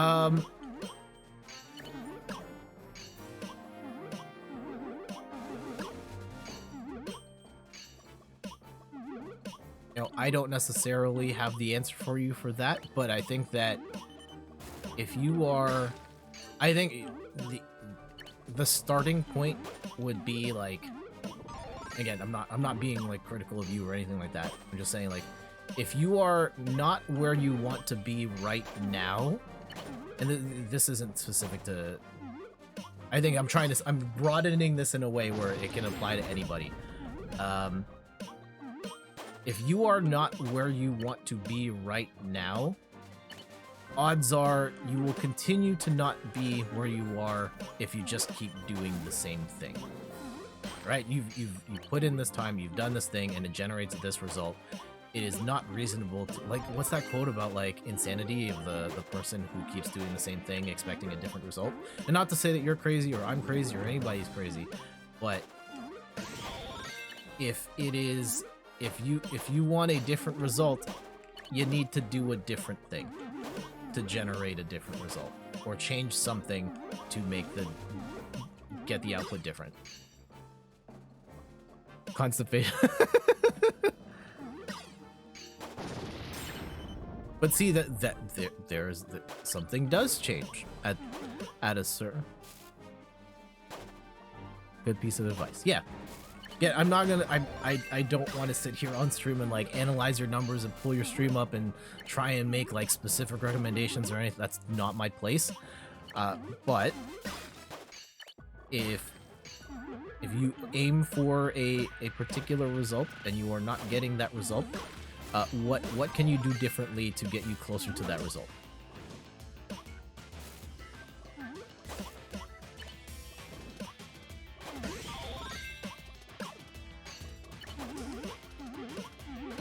And it's I think like there's one, I don't want to like single people out, but I've seen horror stories of people who have streamed for thousands of hours, like beyond full-time work hours, who had dreams of making this their career, and they have gotten nowhere near close to that goal. And when they see it as like, oh, it was bad luck, the world failed me, and so on and so forth, and then you look, and as an outsider looking in, they just did the same thing that wasn't working 7 years ago every day for 7 years straight, and of course it continued to it didn't work, because it didn't work then and it wasn't gonna work now. They just, oh my goodness. At a certain point, it's on you to do the thing that helps it get better.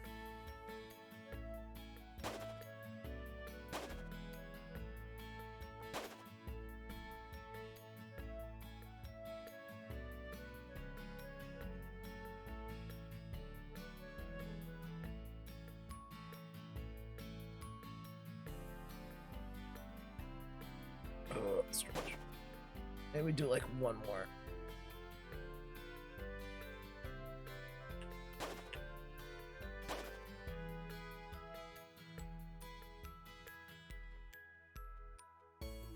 Complete a survey.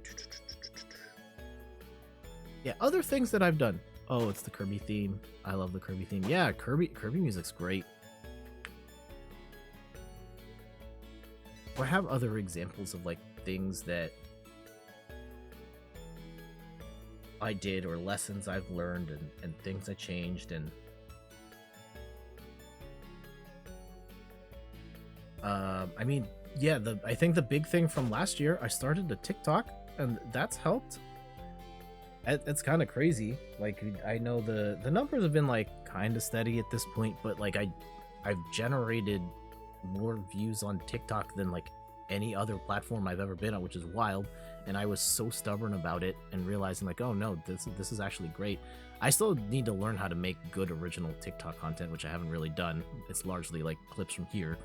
But even then, there are multiple TikToks that I've put out that have generated over 300,000 views, and that I didn't think that was possible. I didn't think that was something I could do, and no, we did it. A Slice of Kate says, what about dealing with perfectionism and fear of failure? I think that's what holds me back a lot of the time. Not doing a thing is easier than feeling like you failed at a thing. Okay. I think that there is I can't speak for all mediums and like the process of like failing and feeling like it has to be perfect. I will say though, in the world of streaming, you don't have to be perfect. The bar for getting off the ground, it's pretty low. From a technology perspective, from a presenter perspective. And the thing is with streaming, no one is expecting you to be the perfect streamer on day. I'm going to zoom in here. No one's expecting you to be the perfect streamer on day one. You don't have to come out here with your perfect multicam setup, being able to make it right on command or zoom super close into your face or anything like that. Like I didn't fall out of the womb with all of this. And not even to say that I am like a great streamer or anything like that. I'm definitely better than I was when I started this, and I think that you are okay. Hold on, this is important, but I gotta wrap this up here. Sammy, Eric, GG's, congratulations, Hot Burn, for the win.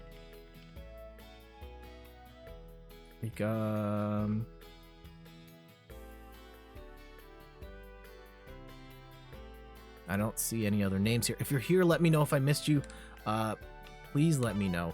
Let's back out here and let's have a quick chat about like content creation and the fear of failure and all that. I'm gonna speak to all of it. I'll speak to the streaming piece of this, and hopefully it puts everybody at ease.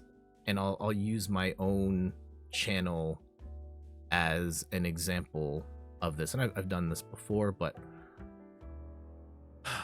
here, let's go with the sort by oldest, right? Okay. And I'm not gonna use this as a, hold on, I guess we can now, we'll keep the audio. I'm gonna click on a thing, and then is the sound too crazy? No. Okay, this is fine. Okay, what was I? So, A Slice of Kate says, what about dealing with perfectionism and fear of failure? I think it's what holds me back a lot of the time. Not doing a thing is easier than feeling like you failed at a thing. Again, that's a very real feeling a lot of people have. And I think that when it comes to whether it's streaming or sports or even video games, and we take this for granted, I think a lot of us for playing video games, we've built up our competency in games to a point where we don't necessarily think about it. But like, everybody starts at the bottom and you develop your skills and your experience. You go to school in kindergarten, you work your way through high school, university, like, and even after that, you might go to post-secondary, you might get your master's, you learn stuff out in the field. We're all growing. None of us fell from the sky and we're just an expert at a specific thing. No one's truly a natural at anything. It takes time, it takes effort, it takes like a level of awareness to know that this is a skill to develop. And in the world of streaming, that in content creation, that's true too. The world of video game streaming and streaming as a whole is pretty new. It's only something we've had like in a mass level in the last 10 to 15 years, and a lot of new people are getting into this all the time. It's brand new technology, learning whether it's hitting the go live button on your PlayStation or setting up OBS and cameras and microphones and all that stuff. It's all new. It's all new. And we all have to start somewhere. And I think it's, if you think about it in terms of this is where I am and I want to go this way, and just look at it as you are continuing to work towards this. And the goal may move. It's always going to move. But as long as you're moving forward, you can feel good knowing that you are taking the right steps to get farther along in your journey. And it doesn't have to be something you achieve, tomorrow or in a week or in a month, even in a year. You give yourself the time to grow and develop. And like here's an example, right? This is my channel on YouTube. The very first video I made 11 years ago, right? This is a street fight. It's just a match video. And how I made this video, I didn't have any tech for this. I had my MacBook laptop, and I propped it up on sofa cushions and pointed it at the TV, and this is it, right? This looks like I shot this on a potato because I did. And yeah, I didn't have the tech. It's awful. It's an awful video. Sounds really bad. I'm not even good at Street Fighter at this point. But I felt like I wanted to make the content, and I didn't let that stop me from just putting it out there. And you start here, and you make stuff, and you make a conscious effort to like, how do I get better? And over time, you get better. And some of that is technology stuff. Like at a certain point, I got comfortable. I bought a capture card when I was ready to do that, and I turned the microphone on and was comfortable enough to start talking. And it sounded horrible because it was on the laptop, but got an Elgato Game Capture HD. yeah, see, I literally just bought the capture card here. Right This now, is in almost 10 years ago. And then the first live stream, like at this point, I'm just talking to myself and putting up these videos that have like no views on them, but I was passionate about learning the process and trying to get better and better. And then years later, I showed my face for the first time.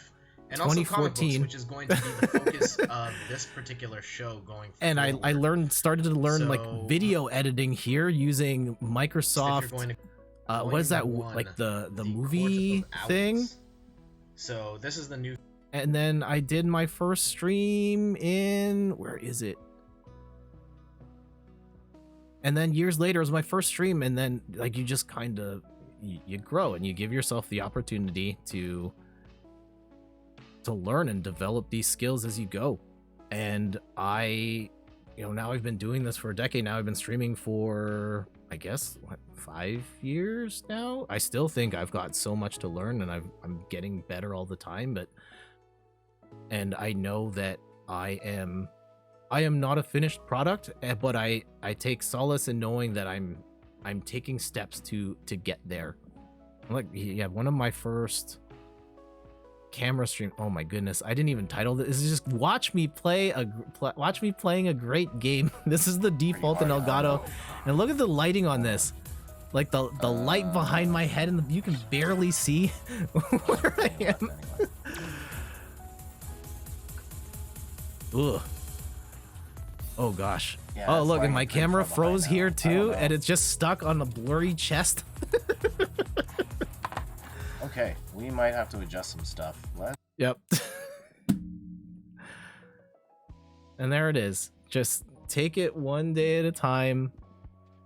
Give yourself time to get better and develop and learn and grow. Nobody is a finished product here. Everybody started somewhere. And honestly, with streaming, the bar is so low now in terms of what equipment you need to do it. Like, just start with what you have, and if you're really passionate about it, just try it. And if you end up not liking it, that's fine. And if you do want to get more invested in it, then just keep practicing. get what you mean. It's something you need to work on. Perfection is a process. This is good advice. Yeah, master your craft and just keep going. And as long as you're not, I think that if you want to get to perfection, and again, with streaming, I would focus less on like, I need to get the viewer count to here. I need to hit Twitch affiliate.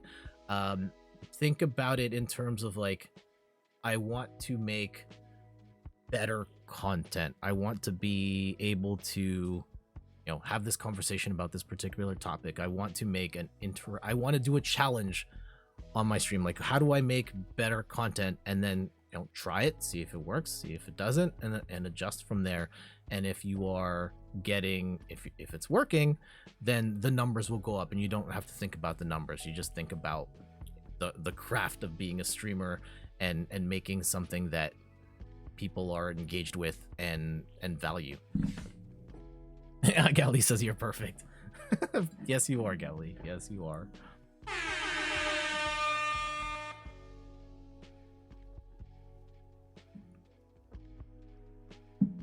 But yeah, we all started somewhere, and we go from here. One of the features I used to do a lot on the street, the show and tell. Here's the clip. Yeah, we'll do this one of the first ever show and tell. This is just on the camera, off the cuff. Camera, but we'll get to that another time. I went to a convention. I got some games. Look, Snorlax is still here in the back. And I was just like, I'll try it. There's no one on the stream watching this right now, but I was like, let's try this out. And then I talked about what game? Tetris 2. There it is. You love the Princess Peach mug? Oh yeah, I do too. One of my favorites. Just try it. Yeah, 9 views. That's fine. It was practice to help me get here, and hopefully we keep going up.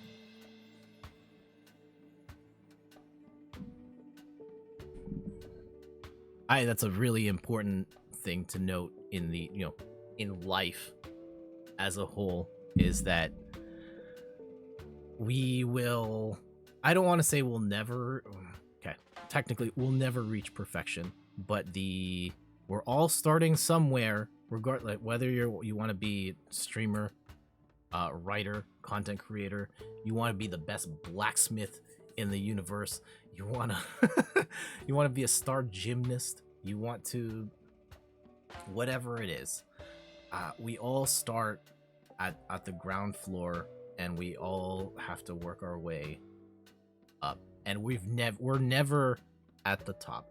There's always more, there's always something to learn, there's always opportunities to get better and optimize our craft. And I think that we need to embrace the journey, be comfortable with and proud of where you are right now and all the work you've done to get to where you are, and keep your eyes ahead and the eyes above, and keep working towards whatever that next thing is. And as long as you're in control of that, you'll be all right.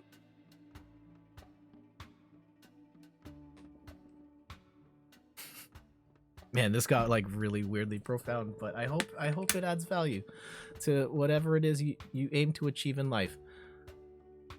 Also, oh, nice. I'm just looking at YouTube. Thank you to Rahul and Lego Star Wars Shorts for the follows on the YouTube channel.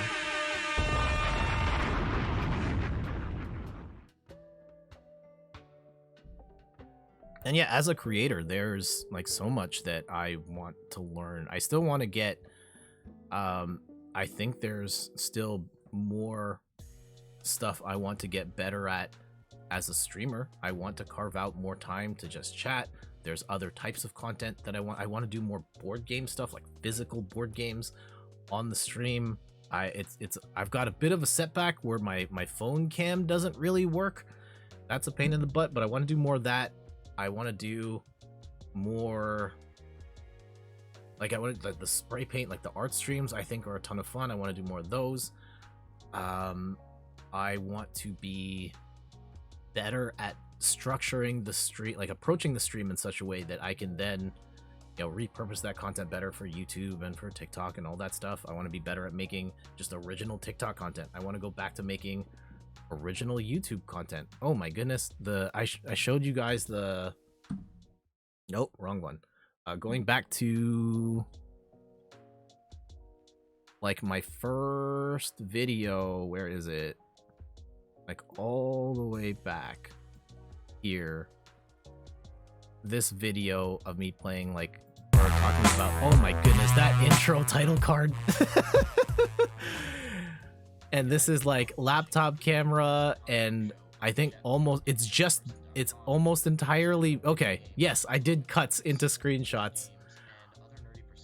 And today on the show, I wanted to talk about me actually one turn of the music my off here. current favorite superhero comic books. And like, Well, just yeah, one of this my is favorite where I comic series started, going right now, and that is then, and not to say Wonder this is where I ended, because I don't want it to end here, but then like the last original So you're looking to play more Fire Emblem Three Houses. I get it. video I It's a made. fantastic game. One of my Like, it's favorites in got the series, cuts, and one of my we have favorite games on the background Nintendo music. Switch. I But had like once you've played through the intro DLC, scene. it's not that you can play The camera right now looks to a lot scratch better, that and the Fire camera's Emblem gotten and even better turn-based strategy since. itch. We have intros, and this video did. We're gonna pretty start this good. list off. I think, yeah, we're sitting at like over 6,000 views on that, and yeah, this is a lot better. I think I could have done more of these and can get even better than that. I just have to do the work. I just have to do the work. And it pains me that like these videos like took so much time to make and edit and write, but I know if I put in the time that I have ideas that can generate this type of output, and possibly higher if I put the time into it. But it also took me 10 years to get to this point. And it probably could, if I had really focused on it, I could have gotten there faster. He also still constantly shows screenshots. Yeah, there's ways of doing it that are more aesthetically pleasing than what I did back then and what I still do now. Like oftentimes now it's the like you show the screenshot and you have it like zoom in or slow pan, and lots of tricks to that. So yeah, embrace the journey wherever you are and wherever you want to go, and you'll be all right.